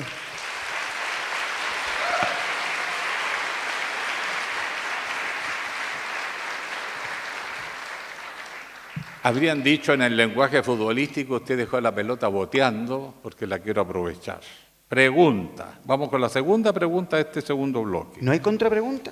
No, por A ver esta si la vez meto en el arco. Lo que pasa es que nos estamos demorando mucho, pues ya que y eso lo No. hicimos a todas. Va a haber un espacio después para Después- contrapreguntar y hablar de los distintos Al final temas. va a poder hacer la arenga, espero que no de Arturo Prat, pero en fin. La pregunta es, se dice, los analistas lo dicen, es polémica todos los días, que hay una creciente crisis de representación política en nuestro país, que la agenda ciudadana no es la agenda de la gente, que los partidos ya no van a los territorios y que una vez elegidos viven en otro mundo. Primero, ¿están de acuerdo que hay una crisis de representación? Y segundo, si es así, ¿cómo la van a revertir? ¿Janet? ¿Sí? No, parte de Jaime Mulet. ¿Mulet era? Ah, tiene razón. Está muy bien. Parto yo entonces. Vamos. Bueno, sin duda hay una crisis de representación política, qué duda cabe. Yo creo que lo vimos y lo vemos, digamos, diariamente. Hay desconfianza hacia el mundo político, una desconfianza profunda, dura, difícil. ¿Cómo vamos recuperando esa confianza? Bueno, creo que hay que ir tomando también medidas más graves, muchas veces más drásticas, respecto de malas actuaciones de actores del sector público. Como ha ocurrido por las licencias médicas ahora, funcionarios públicos, 25.000, como ha ocurrido con otros casos de corrupción, el caso Convenio, el caso Procultura, financiamiento político, en fin, hacia atrás. Y da la sensación de que nadie paga. Da la sensación de que muy pocos pagan y son en definitiva juzgados políticamente o juzgados incluso penalmente. Muy poquititos. Y creo que eso va generando una desafección profunda de la gente con el mundo político. Entonces creo que ahí hay que tener, sin lugar a duda, mayor fuerza para castigar. Por eso que yo he dicho una y otra vez, que devuelvan la plata. Que devuelvan la plata cada vez que hay situaciones irregulares. Y que se sigan los procedimientos administrativos, que se sigan los procedimientos penales. Haciendo, corrigiendo, vamos a ir logrando, obviamente, ir terminando o mejorando esa desafección. Exigiéndole a los líderes, a los parlamentarios, al presidente de la República, a quienes están en el mundo de lo público, a los alcaldes, ¿cierto? Más niveles de austeridad, por ejemplo, mayores capacidades, mayor ejemplo. La gente ha ido perdiendo esas autoridades que las veía un poco hacia arriba también, que cumplan. Muchas veces eso no existe y se va deteriorando la relación entre la ciudadanía y la autoridad. Hemos vivido procesos absolutamente complejos durante los últimos años y yo creo que hemos avanzado muy poco en recuperar eso. En segundo lugar, tiempo. ¿Puede profundizar eso? Después puede postular a la reelección. Sí, ahí completa. Carolina Toá, sus 2 minutos, perdón. Gracias. Este tema es tan grueso y tan importante que en 2 minutos vamos a tener que seleccionar por dónde nos bajamos. La crisis de representación y las razones por las cuales la política no logra ser un factor tan nítido como era en el pasado para que las personas se sientan reflejadas, tiene muchas razones. Es un tema muy de los tiempos y tiene carácter global. Yo creo que hay dimensiones de este problema que son más, digamos, inmediatas de abordar. Una es que tenemos pendiente una reforma a nuestro sistema político, ni siquiera me voy a referir a eso, pero creo que es necesario. Pero creo que tenemos 2 elefantes en el medio de la sala que si no los tomamos con fuerza, aquí la corrida que vamos a tener de ultraderecha es la que estamos viendo en todo el mundo. Y que es una corrida que viene a decir que el Estado no sirve para nada, que mientras menos Estado mejor, que los funcionarios públicos son todos un estorbo, que son unos frescos, que no trabajan, que son corruptos. Y esto no solo lo dicen, sino que cualquier espacio mínimo de poder que tienen lo ocupan activamente para hacerlo realidad. Quienes creemos en el Estado, quienes creemos en la democracia, tenemos que tomar esta agenda con total, digamos, prioridad y enfrentar estos problemas que efectivamente existen con una fuerza y una eficacia que creo que no hemos todavía asumido en toda su profundidad. Y me refiero a 2 problemas. Uno es el de la corrupción en todas sus formas y otro es el de la dificultad del Estado para responder a las necesidades de las personas. El de la corrupción lo que va generando es horadar la confianza pública. Y ahí tenemos que ser, por ejemplo, recién estábamos hablando del tema de los profesores y de la sensación de los profesores de que no se reconoce su autoridad. Bueno, uno de los problemas graves que tenemos es que muchos de nuestros sistemas escolares, muchas escuelas de Chile, tenemos promedios de licencias médicas sobre 60 días al año. ¿Cómo no van a estar estresados los profesores si hay ese nivel de ausentismo en las escuelas? Si hay ese nivel de falta de servicio. ¿Cómo vamos a hacer que las personas confíen en el Estado si tenemos esas carencias? Entonces, el tema de la corrupción tenemos que tomarlo con una agenda, pero a fondo, en todas sus dimensiones, y una agenda moderna, porque no puede ser que para evitar la corrupción evitemos la gestión, que es lo que muchas veces pasa. Se nos ocurren puras medidas que traban la gestión. Y el otro es el tema de que el Estado responda más, que los tiempos de respuesta sean más rápidos, que las pasadas de los permisos, los informes y qué sé yo, estén pensados de manera ágil, que no haya toma de razón previa, sino análisis posterior de la legalidad de los actos, que haya fuerzas de tarea para enfrentar en conjunto las cosas y no boletines que van pasando de ministerio en ministerio Bastante en tiempos anuncio, cansinos. Carolina. Esas dos cosas, corrupción y una gestión cercana y que dé respuesta a las personas, sin eso lo que vamos a tener es menos democracia y menos Estado, y yo no quiero eso para Chile. Muchas gracias, Carolina.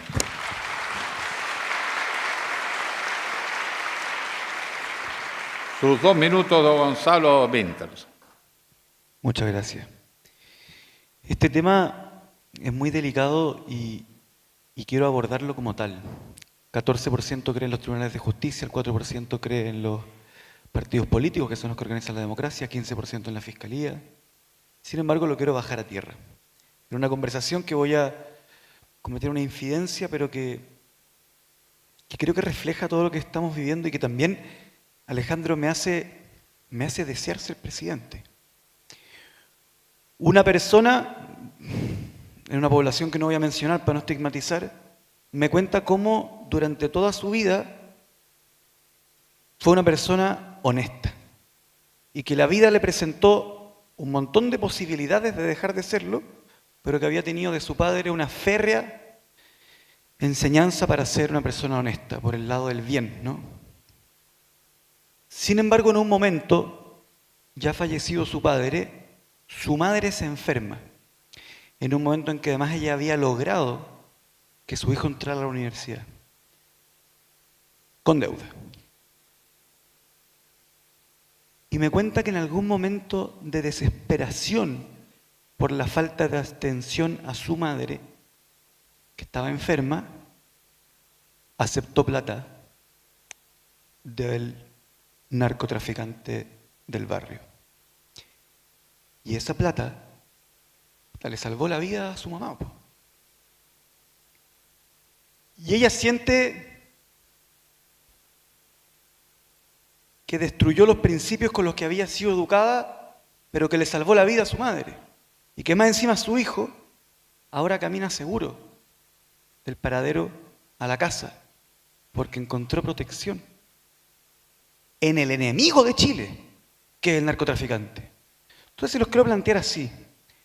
Hay una arista en esto que tiene que ver, por ejemplo, si vamos a la fecha del estallido, estaban los 4 comandantes en jefe del ejército procesados por la justicia, veníamos saliendo de Pentas, CIPES, SQM, Corpesca. Pero hay otra dimensión, que es que en el momento en que decidimos que en Chile todo estuviera regulado por el mercado hace lo que hacen los mercados.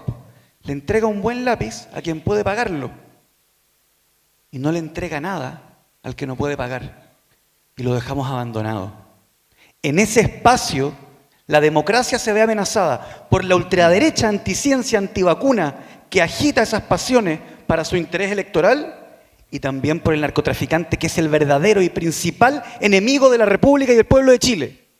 En noviembre nos vamos a enfrentar a quienes proponen para solucionar esto menos Estado. Nosotros queremos un Estado robusto, que le entregue salud y seguridad a las personas para que sea la democracia la que siga rigiendo nuestras vidas y no los enemigos de Chile, que son los narcotraficantes. Tiempo, candidato. Muchas gracias. Muchas gracias.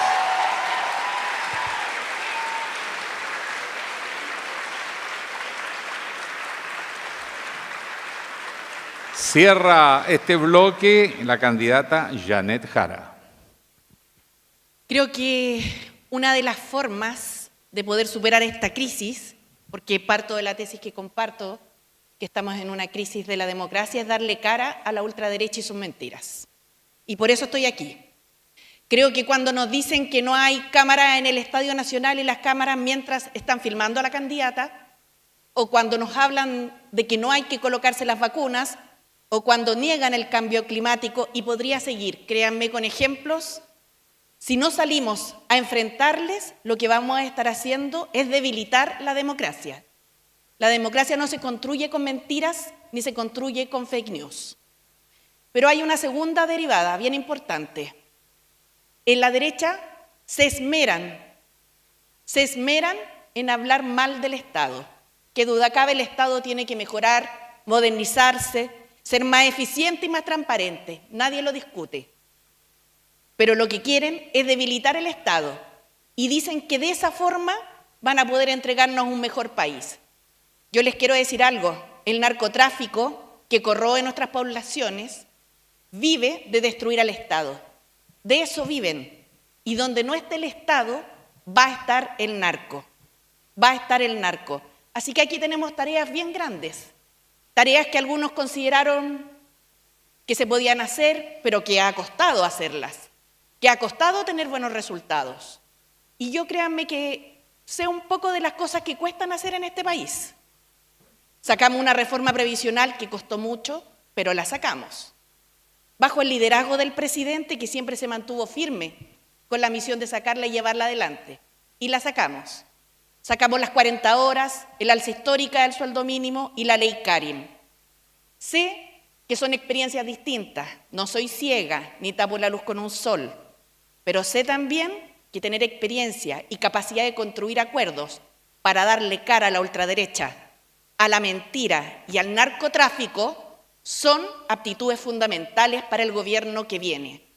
Y mi apuesta es que podamos hacer todo eso juntos, con más participación y más democracia, como por ejemplo las iniciativas populares de ley. ¿Quién más le haría a nuestra democracia? Por el contrario, ¿por qué no hemos podido discutir tanto tiempo, por ejemplo, a través de una iniciativa popular de ley, una entidad en pensiones de carácter estatal? Una buena proposición. Muchas gracias. Ahí la Janet. vamos a dejar nomás, para la reflexión.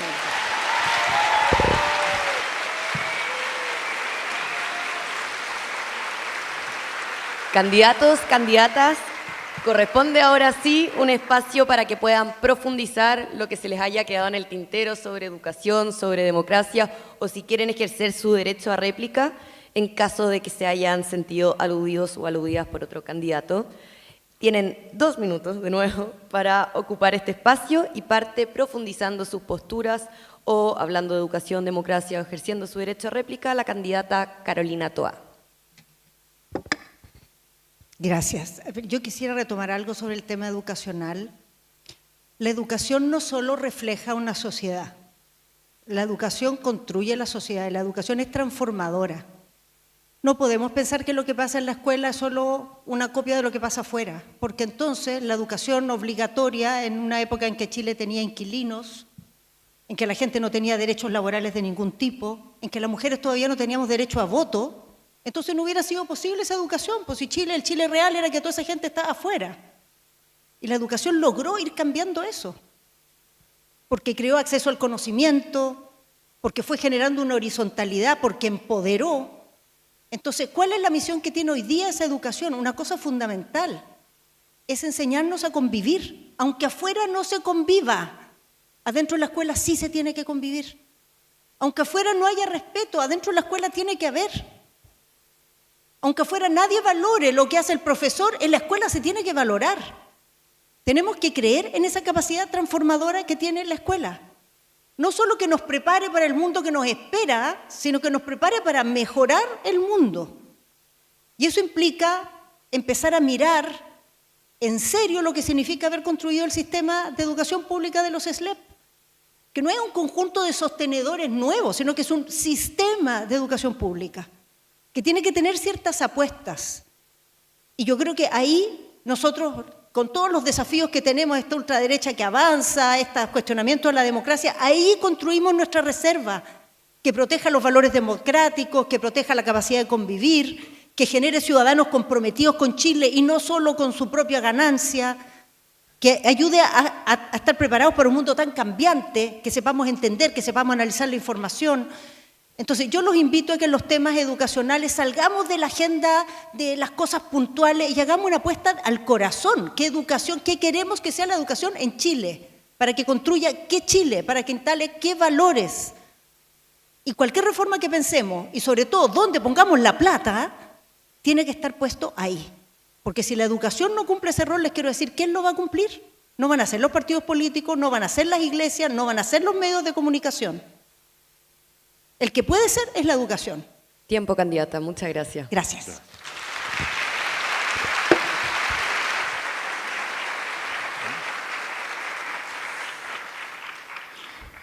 Don Gonzalo Pinter, 2 minutos como de discurso final, así. Ya. Pero todavía queda un bloque más, ¿eh? Ojo. No me sentí aludido, o quizás no me di cuenta y me estaban pegando un palo y a veces uno no tiene los receptores tan afinados. Pero quiero comentarles algo un poco relacionado con todo lo que hemos hablado. Yo me formé en el movimiento estudiantil, entré a la universidad el año de la Revolución Pingüina. Eso me cambió la vida para siempre. Como todos los aquí presentes, todos hemos vivido experiencias en que la política se mezcló con nuestra biografía. Estaba totalmente mercantilizada la educación. Había un proyecto que venía de 1980 de convertir a la gloriosa escuela pública chilena en un mercado, y lo mismo estaba ocurriendo con la universidad, lo cual además estaba generando un desastre en la vida de los estudiantes, en las arcas fiscales y en el desarrollo del país, porque se estaban generando carreras que finalmente no llevaban a Chile al desarrollo. Y nosotros tomamos la decisión de arrebatar el lápiz con que se estaba escribiendo la historia.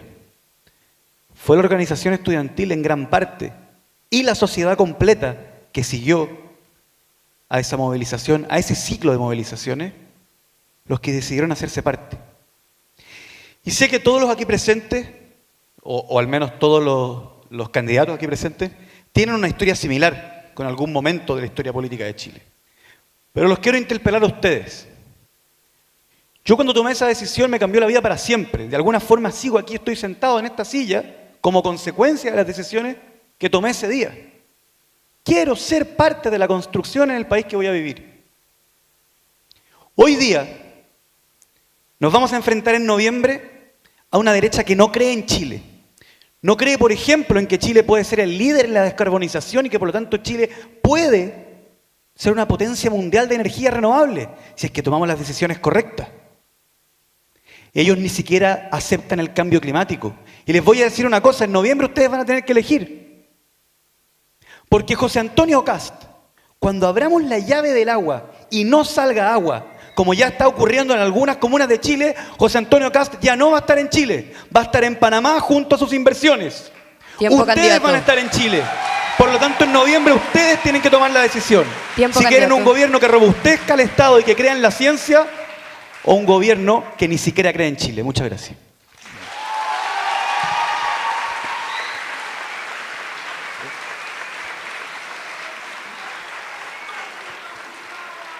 Janet Jara, sus 2 minutos.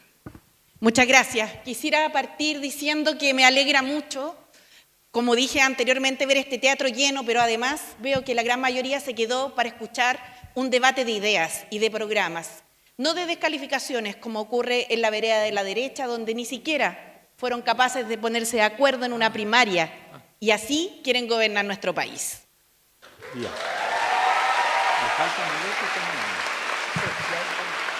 Para gobernar se requieren ideas, programa, capacidad de convocatoria, experiencia, templanza y capacidad de unidad. Y creo que nosotros hemos dado un buen ejemplo de aquello, aun cuando tenemos diferencias, por cierto. Las diferencias se expresan en distintas matrices, pero tenemos un tronco común. Somos gente de izquierda. Yo soy una persona de izquierda y jamás voy a tomar las ideas de la derecha para caerles mejor en esta primaria o para llegar a los sectores que no me representan. Creo que nosotros debemos tener una identidad, y mi identidad pasa por la formación que también tuve como profesional, porque me formé para mí, para mi familia y también para mi país. Y esa es la vocación de servicio público a la cual los quiero combinar e invitar a ustedes. No se les olvide cuando egresen de esta universidad. No somos solo para nosotros mismos. Aquí nadie se salva solo. Somos un colectivo, somos un país grande que requiere mayor justicia social. Y los que lo niegan están tapando la realidad. Chile requiere crecer, pero ese crecimiento, junto con ser sustentable, debe llegarle a la mesa de todos los chilenos y chilenas. No puede ser que en un país tan grande como este, con tanta costa, sus habitantes no puedan comer pescado porque es demasiado caro y todo se exporte. No puede ser que en la salud pública la gente tenga que esperar 8 o 9 horas para ser atendida, o meses por un examen, o años por una operación. De eso tenemos que hacernos cargo. Eso es lo que corroe nuestra sociedad. Y no puede ser que nuestros barrios se sientan vulnerados, con la gente insegura, pensando que le pueden hacer un portonazo y el Estado ausente. Tenemos que ponerle más fuerza a esas tareas. Tenemos que hacer que las cosas que le importan a la gente sean los temas que nos importen a los que estamos en política. Muchas gracias. Esa es nuestra Yana. responsabilidad.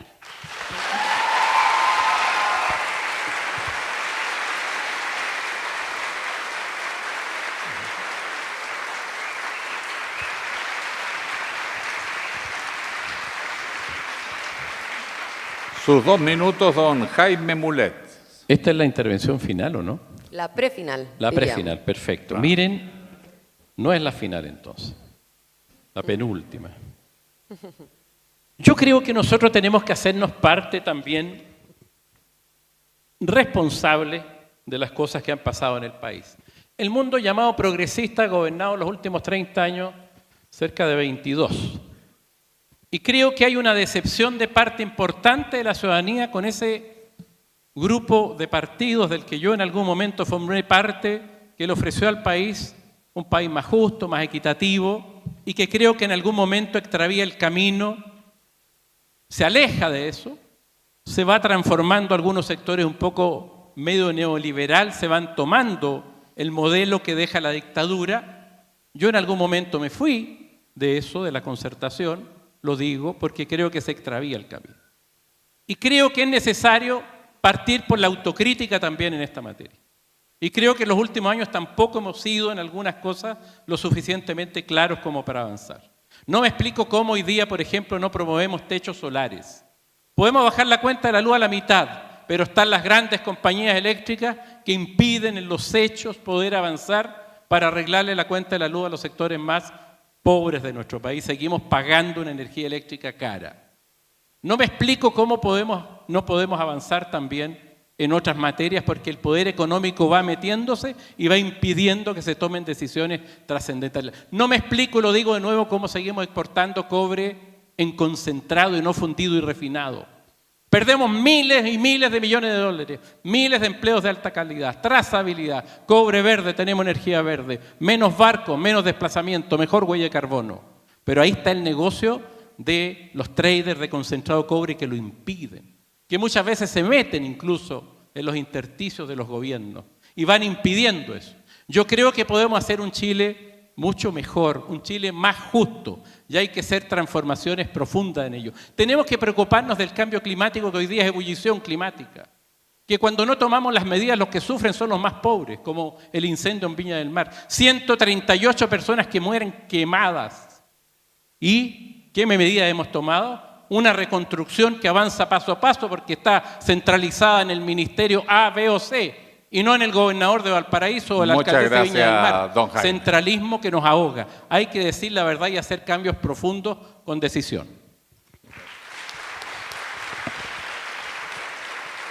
Muchas gracias a todos, a todas. Les recordamos nuevamente que este debate está siendo transmitido a través de la radio de la universidad y las distintas plataformas digitales. Y vamos a pasar a nuestro bloque favorito, que es el bloque de participación.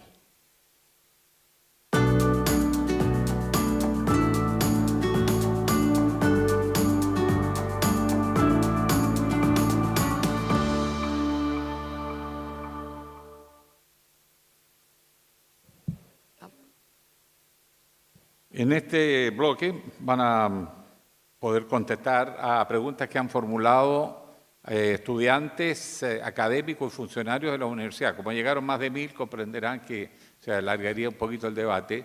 Entonces hemos decidido sintetizar y se eligieron al azar dentro de unos ciertos criterios para poder representar temas que no están abordados ahora en la discusión. Veamos entonces el primer video con preguntas de la comunidad. Hola, mi nombre es Matilda Carreño, soy estudiante de primer año de Derecho y quiero saber qué medidas concretas se implementarían respecto a la seguridad ciudadana y cómo se garantiza que se respeten los derechos humanos.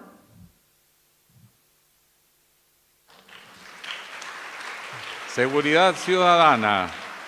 La pregunta va dirigida, o el tiempo, a Gonzalo Pinter. 2 minutos. Bueno, muchas gracias, Matilde. En primer lugar, quiero rechazar tajantemente la idea de que controlar el orden público, combatir la delincuencia, sea contrario a respetar los derechos humanos, que es una teoría que a veces se cuela por nuestro debate público. Creo que las dos cosas se pueden hacer y que el equilibrio de ambas es fundamental.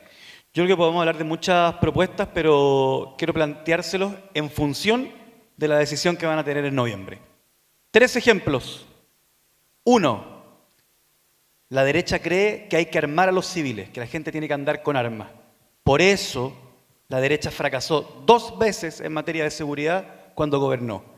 Porque hacen frases altisonantes como delincuentes, se le acabó la fiesta, pero no hacen políticas públicas. Cualquiera que viva en Chile sabe que si hay más armas en manos de los civiles, eso debilita el poder de Carabineros, hace más peligrosos los espacios públicos y en último lugar, la cuadra dominada por un narco, sabemos que las armas en manos de los civiles van a terminar en manos de los narcos.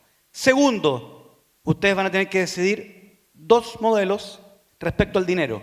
Nosotros creemos que sabiendo que en Chile hay bandas organizadas y que todo el que conozca Chile ubica un local que cree que es lavado de dinero, sabemos que la única forma de combatir al delito, a la organización criminal de raíz, es persiguiendo el dinero. Y la derecha se opone tajantemente a la persecución del dinero. Tercero, y el más importante, nosotros creemos que el castigo al crimen es fundamental, pero que es una rama del problema de seguridad, que es un árbol que tiene muchas ramas. Les pongo 2 ejemplos concretos. El 50% de las personas que están en la cárcel en Chile pasaron por el Sename. El 60% de las personas que cometieron delitos graves el año pasado son desertores escolares.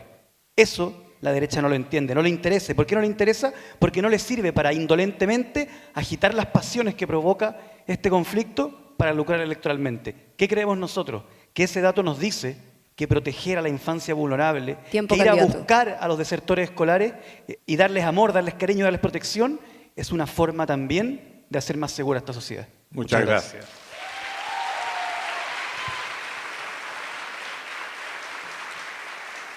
Tiempo para la candidata Janet Jara. Sí. Es la misma pregunta. Muchas gracias. Miren, creo que en nuestro país hemos tenido una situación que de alguna u otra forma da cuenta de una urgencia por tener mejores resultados, por tener mejores policías, pero a la vez por tener una mejor formación de las mismas. Nosotros hemos vivido distintos momentos en este país donde hemos tenido situaciones bastante críticas, pero hoy día veo que nos encaminamos a una situación muy peligrosa. A mí me preocupa mucho la seguridad pública. No soy de las personas que se inhibían en los debates respecto de estos temas, porque veo cómo ha ido avanzando la realidad del narco y de la delincuencia, principalmente en las poblaciones. Y eso me preocupa, porque ahí está la gente más vulnerable. Y como mujer de izquierda que soy, quiero hacer transformaciones. Pero esas transformaciones se tienen que hacer también partiendo de una base de gobernabilidad. Porque si las personas no están tranquilas en su hogar, o tienen que vivir encerradas, o los niños no pueden salir a la calle, es bien difícil estar dando debates de mayor profundidad ideológica o de mayores cambios que se quieran introducir en nuestro sistema. Por eso creo que hay varias medidas que se puedan tomar. Uno, por supuesto, el seguimiento de los patrimonios del narco, y en eso la unidad de análisis financiero tiene que jugar un rol fundamental. Por otro lado, el levantamiento del secreto bancario. Y aquí quiero preguntarle a la derecha, ¿qué le temen? ¿Por qué se oponen a levantar el secreto bancario? Quiero decir que el dicho popular que indica que el que nada hace, nada teme, debiera ser el estándar y aplicarse en todos estos casos. No solo para perseguir los delitos de cuello y corbata, sino que también la ruta del dinero del narco. Pero junto con eso creo que también hay que fortalecer las policías. Nuestras policías egresan entre los 20 o 25 años, depende de la generación en la que entraron. Y buena cosa sería que se pudiera extender un poco más su carrera, se les necesita. En lo preventivo, sin duda, tenemos que hacer un trabajo más serio, porque hoy día los niños, las niñas, los jóvenes sobre todo, no son el peligro, son los que están en peligro. Tiempo, candidato. Ellos son los que están en peligro y hay que hacerse cargo con una mirada, yo diría, más contundente hacia el futuro para que no se conviertan próximamente en víctimas del mismo narco o aliados de ellos. Muchas gracias, Janet.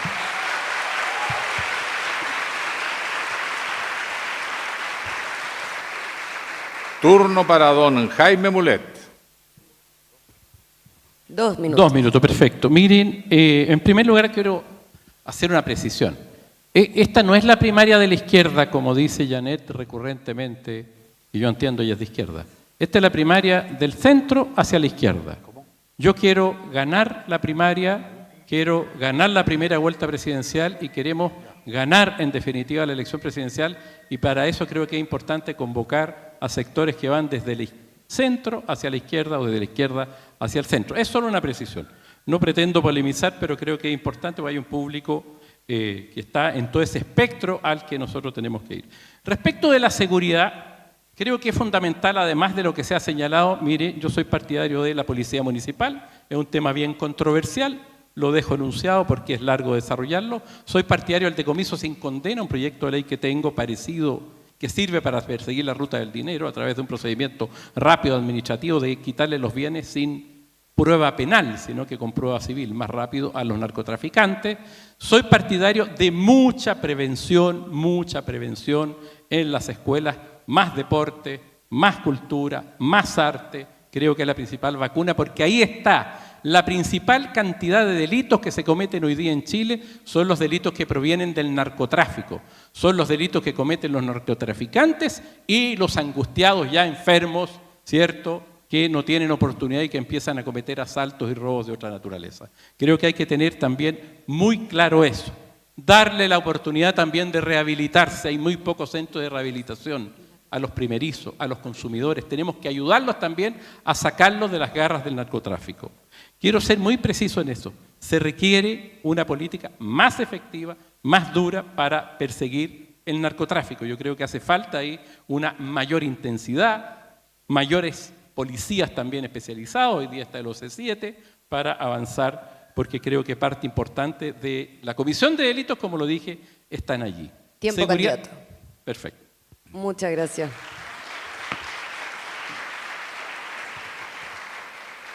Sus 2 minutos, Carolina Toa. Bien, seguridad y derechos humanos no solo son compatibles, sino que la seguridad es también un derecho humano. ¿Qué derecho humano puede haber en un país en que las personas están inseguras? Entonces, esta idea de que aquí hay un conflicto es algo que tenemos que superar y entender que la pelea por la seguridad tiene que ver con la cosa básica para que las personas puedan desarrollar sus vidas, para que puedan tener bienestar, para que pueda incluso aspirarse siquiera a la idea de equidad o de justicia. Esto no lo digo desde la teoría, lo digo después de haber sido ministra del Interior, en un periodo que nos tocó asumir en el gobierno cuando Chile estaba en los más altos niveles de homicidios que ha tenido en su historia, cuando la violencia en la macrozona sur había llegado a su pic, cuando el desorden en la frontera se había multiplicado a unos niveles desconocidos hasta entonces en el país. Todas esas tendencias se lograron cambiar, todas. Y eso no sucedió porque sí, sucedió porque en el Parlamento se sacaron adelante no una, no dos, no cuatro, no 6, 67 leyes mientras yo era ministra. Muchas veces con resistencia de nuestro propio sector y con la derecha, que hablaba mucho, pero a la hora de legislar normalmente se pasaba 35 pueblos en sus planteamientos. Se socaron esas leyes, son buenas leyes, se aumentaron los recursos, se implementaron una cantidad de nuevas estrategias que no existían en Chile. Inteligencia artificial en seguridad, nuevos programas para enfrentar la violencia en la macrozona sur, estrategias para el norte, calles sin violencia para enfrentar los homicidios. Todas esas tendencias cambiaron, pero quiero decirles, todo ese despliegue, esas nuevas leyes, esas nuevas facultades, despliegue incluso militar en el sur y en el norte, siendo el gobierno desde el retorno a la democracia con menos incidentes de derechos humanos hasta ahora. En estos 2 años y medio que fui ministra, no hubo Matías Catrileo, no hubo un Catrillanca, no hubo Marcelo Mendoza Collío, no hubo un caso de esos. Tiempo, hacer posible, no, perdón, voy a extenderme aquí un poquito. Hacer eso posible no lo hace cualquiera. Es difícil. Revertir esas tendencias es difícil. Y tenemos una derecha negacionista que dice que estamos peor que nunca. Estábamos mucho peor en su gobierno. Peor que eso es que en nuestro propio sector tengamos negacionismo. Porque yo he escuchado a la candidata Jara, Carolina, y al candidato Mulet decir que no se ha avanzado nada. Lo escuché con mis propios oídos. Creo que eso es darle un enorme favor a la derecha. en el tema que ellos más quieren explotar. Van a tener Y su yo los espacio invito de a no réplica, caer candidata. en esa trampa, porque ese Muchas sí que es un gracias. error grande. Muchas gracias a todos y todas las candidatas. En función del tiempo, nosotros les vamos a entregar una carpeta con las 1000 preguntas que nos llegaron para que ustedes lo puedan servir de insumo. Está separada por secciones: educación, seguridad, derechos humanos, etc. Creemos que sería un gran insumo por parte de la universidad. Y no solo eso, también ahora les vamos a dar 3 minutos para que hagan su cierre respectivo, donde pueden usar ahí los minutos como ustedes estimen conveniente. Así que vamos a partir con el candidato Winter, me avisan por acá. ¿Mm?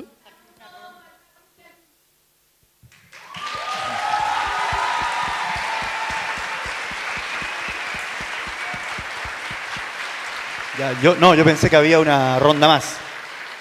Sí.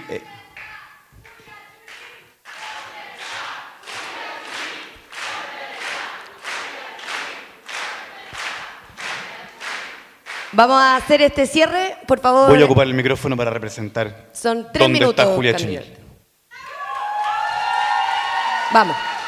Primero, aprovechando que hay 3 minutos, quiero saludar que hay una bandera de Palestina aquí presente. Resulta muy difícil para los seres humanos tener conversaciones mientras ocurre un genocidio directo, activo, reconocido inclusive.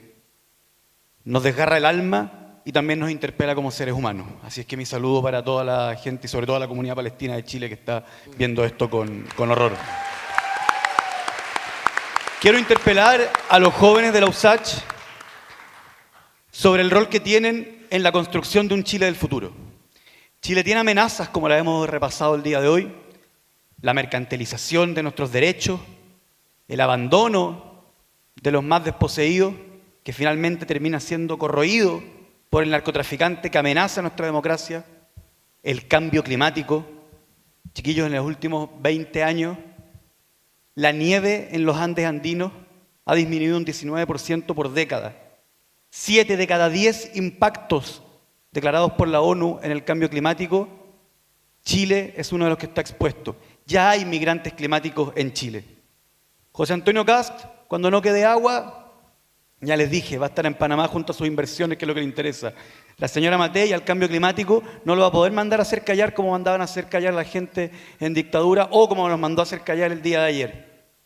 Por el contrario. Pero hay futuro, porque de hecho se puede hacer una economía sustentable. De hecho, nunca los intereses del mundo estuvieron tan alineados con los intereses de Chile. Si es que como país nos preparamos sin nostalgia para tener una sociedad y una economía del futuro, que se prepare para los empleos del futuro, que se prepare para los desafíos del futuro y que convierta el crecimiento económico en desarrollo humano. Pero para eso los necesitamos a ustedes.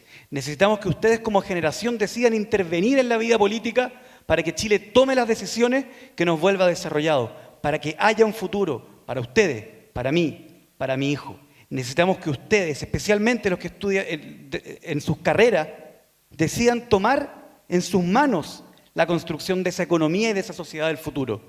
Los invito a que sean una generación que cambie Chile, a que en 20 o 30 años más ustedes digan: se vive mejor en Chile, y se vive mejor en Chile porque nosotros, en algún momento de nuestras vidas, tomamos la decisión de construir, sin pedirle permiso a nadie, el país en el que queríamos vivir. Muchas gracias. Se los dejo. Muchas gracias, candidato Winter. Candidata Janet Jara, parten sus 3 minutos. Vamos. Me gusta la energía que se está generando en esta primaria, porque más que el nerviosismo que a algunos les pueda entrar con la encuesta en los últimos días, para mí el principal resultado va a ser que vaya mucha gente a votar a la primaria, de izquierda, de centroizquierda, como cada uno se defina, ¿no? Para mí es muy importante decir algo, sí. Yo, siendo una mujer de izquierda con un domicilio político claro, no soy sectaria, porque no me gusta lo que le hicieron a la y los comunistas durante la concertación, que nos excluyeron con el sistema binominal. Así que jamás le haría eso a mis compañeros de alianza. Y quiero que quede bien claro. Por eso en el Congreso Nacional construimos acuerdo con todos los sectores políticos. no solo porque no teníamos mayoría, sino que porque hemos vivido en carne propia la exclusión. Y ¿saben qué? Negar las diferencias en el país, sean del tipo que sean, no le hace bien a la democracia. Negar a las diversidades no le hace bien a la democracia y negar a los que piensan distinto tampoco. Les quiero decir que ojalá mantengan ese espíritu crítico, la universidad en general, y esta universidad, que la quiero mucho, ustedes saben, es un gran espacio para el desarrollo del pensamiento crítico y sobre todo para el desarrollo de iniciativas que puedan servir a nuestro pueblo más adelante. Y sobre las propuestas que aquí se han dado, ojalá podemos seguir avanzando en derechos sociales. El mercado tiene su espacio, pero no puede tomarse todos los espacios en la vida de las personas, realmente. Por eso insisto, quiero avanzar en el 70% de gratuidad para la educación superior, porque la educación es un derecho y no abandonen sus sueños. Muchas gracias, Janet. Vamos entonces con el cierre del candidato Jaime Mulet. Bueno, muchas gracias. Ha sido muy fructífero estar acá hoy día con todos ustedes, la verdad que es la Universidad de Santiago de Chile. Miren, yo tengo esperanza en Chile. Yo tengo esperanza en el futuro de Chile y creo que si somos capaces de hacer los cambios profundos que se requieren hacer, vamos a ir desarrollando un país mucho más equitativo, un país mucho más justo. Yo he trabajado muchos años en política y muchos años fuera de la política. De hecho, siempre lo recuerdo, trabajo desde muy niño. Y quiero decirles que después de 20 años de lucha, fui autor de la ley del royalty que le permitió a este país, gracias a las indicaciones de este gobierno, recuperar de la gran minería una parte de los recursos que se llevaba. Y ahí hay 20 años de trabajo con muchos otros que venían de antes.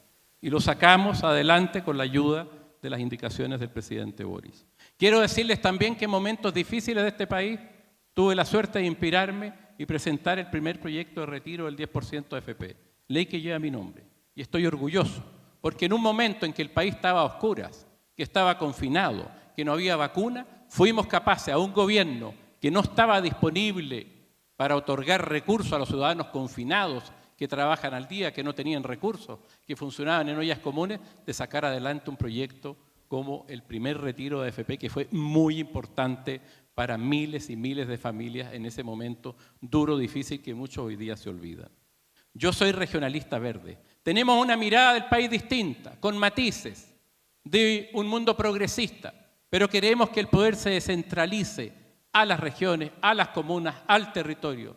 Queremos que se traspasen los recursos. Queremos que parte de los impuestos de los salmones queden donde están los salmones. Queremos que parte de los impuestos de las forestales queden donde están las forestales, así como lo logramos en la minería en parte con el royalty. Queremos donde están las plantas eléctricas y fotovoltaicos, queden parte de los recursos en esas zonas que muchas veces sufren daños, no externalidades negativas como dicen los economistas, daños duros.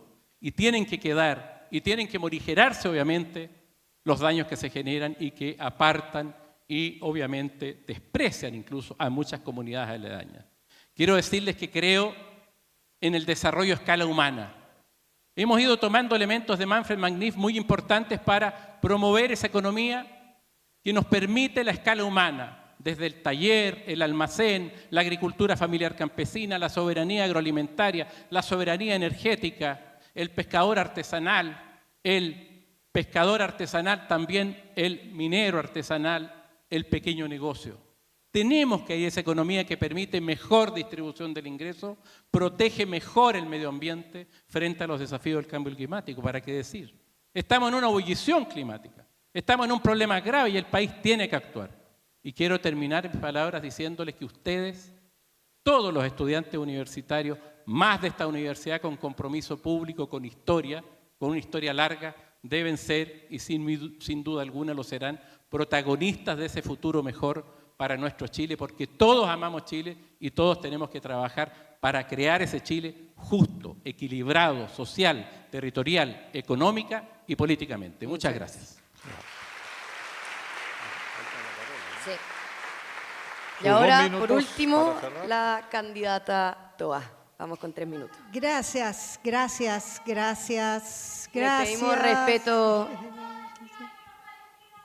Les pedimos respeto, por favor, a la gente que está en el aula magna de nuestra universidad. Estamos en un momento solemne Por favor, escuchemos a la candidata Toa. Vamos. Carolina Toa nunca ha dicho lo que la señorita acaba de señalar. Jamás. Vamos. Jamás.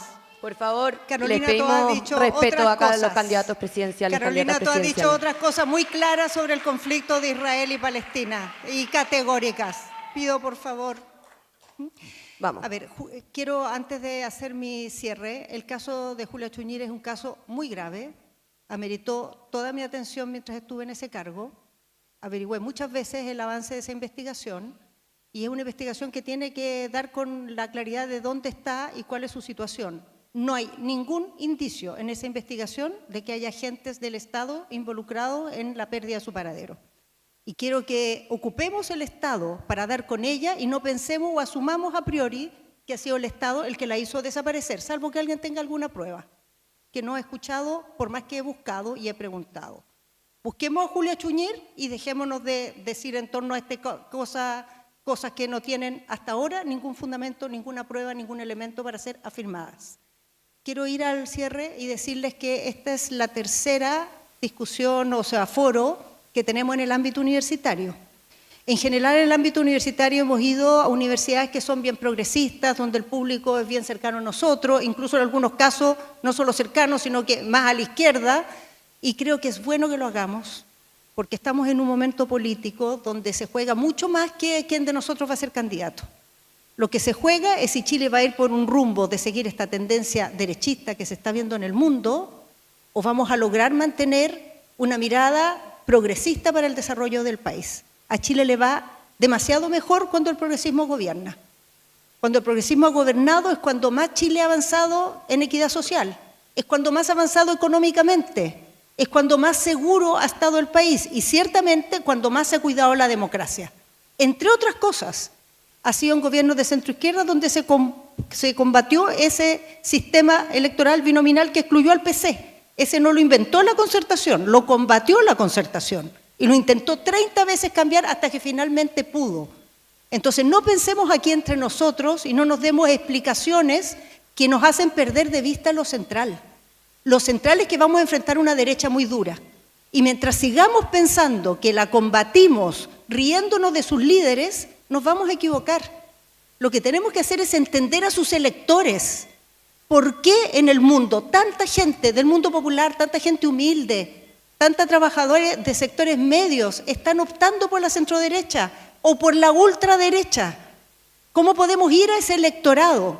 Y yo los invito a ustedes, jóvenes, que les queda por delante mucho rol en nuestra sociedad, a que pensemos el futuro viendo cómo ese mundo real lo podemos conquistar con ideas progresistas, cómo podemos escuchar sus inquietudes, cómo podemos hacernos cargo de sus inseguridades, no encerrarnos entre nosotros a aplaudirnos y a quedarnos con nuestras consignas o con explicaciones que no son cómodas y que nos hacen quedar bien.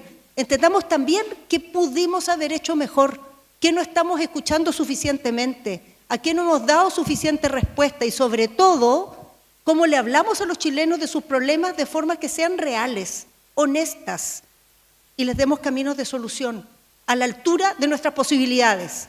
Porque si no solo construimos frustración y peor, alimentamos esa ultraderecha que entiendo todos aquí queremos parar. Muchas gracias. Muy agradecido.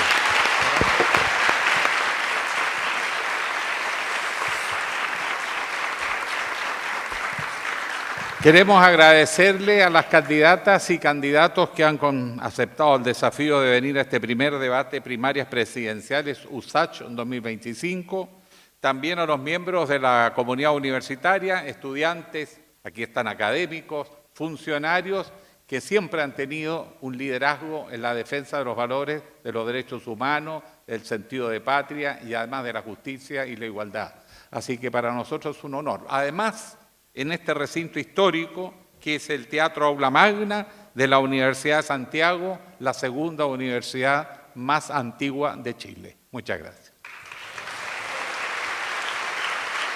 Y antes de terminar, brevemente les queremos recordar que las elecciones primarias van a ser el domingo 29 de junio y que pueden ir a votar tanto las personas afiliadas a los partidos políticos que pactaron la participación en las votaciones, como también las electoras y electores independientes. Así que están todas y todos muy invitados a participar. En nombre de la Universidad de Santiago de Chile, les deseamos a todos que tengan una muy buena tarde.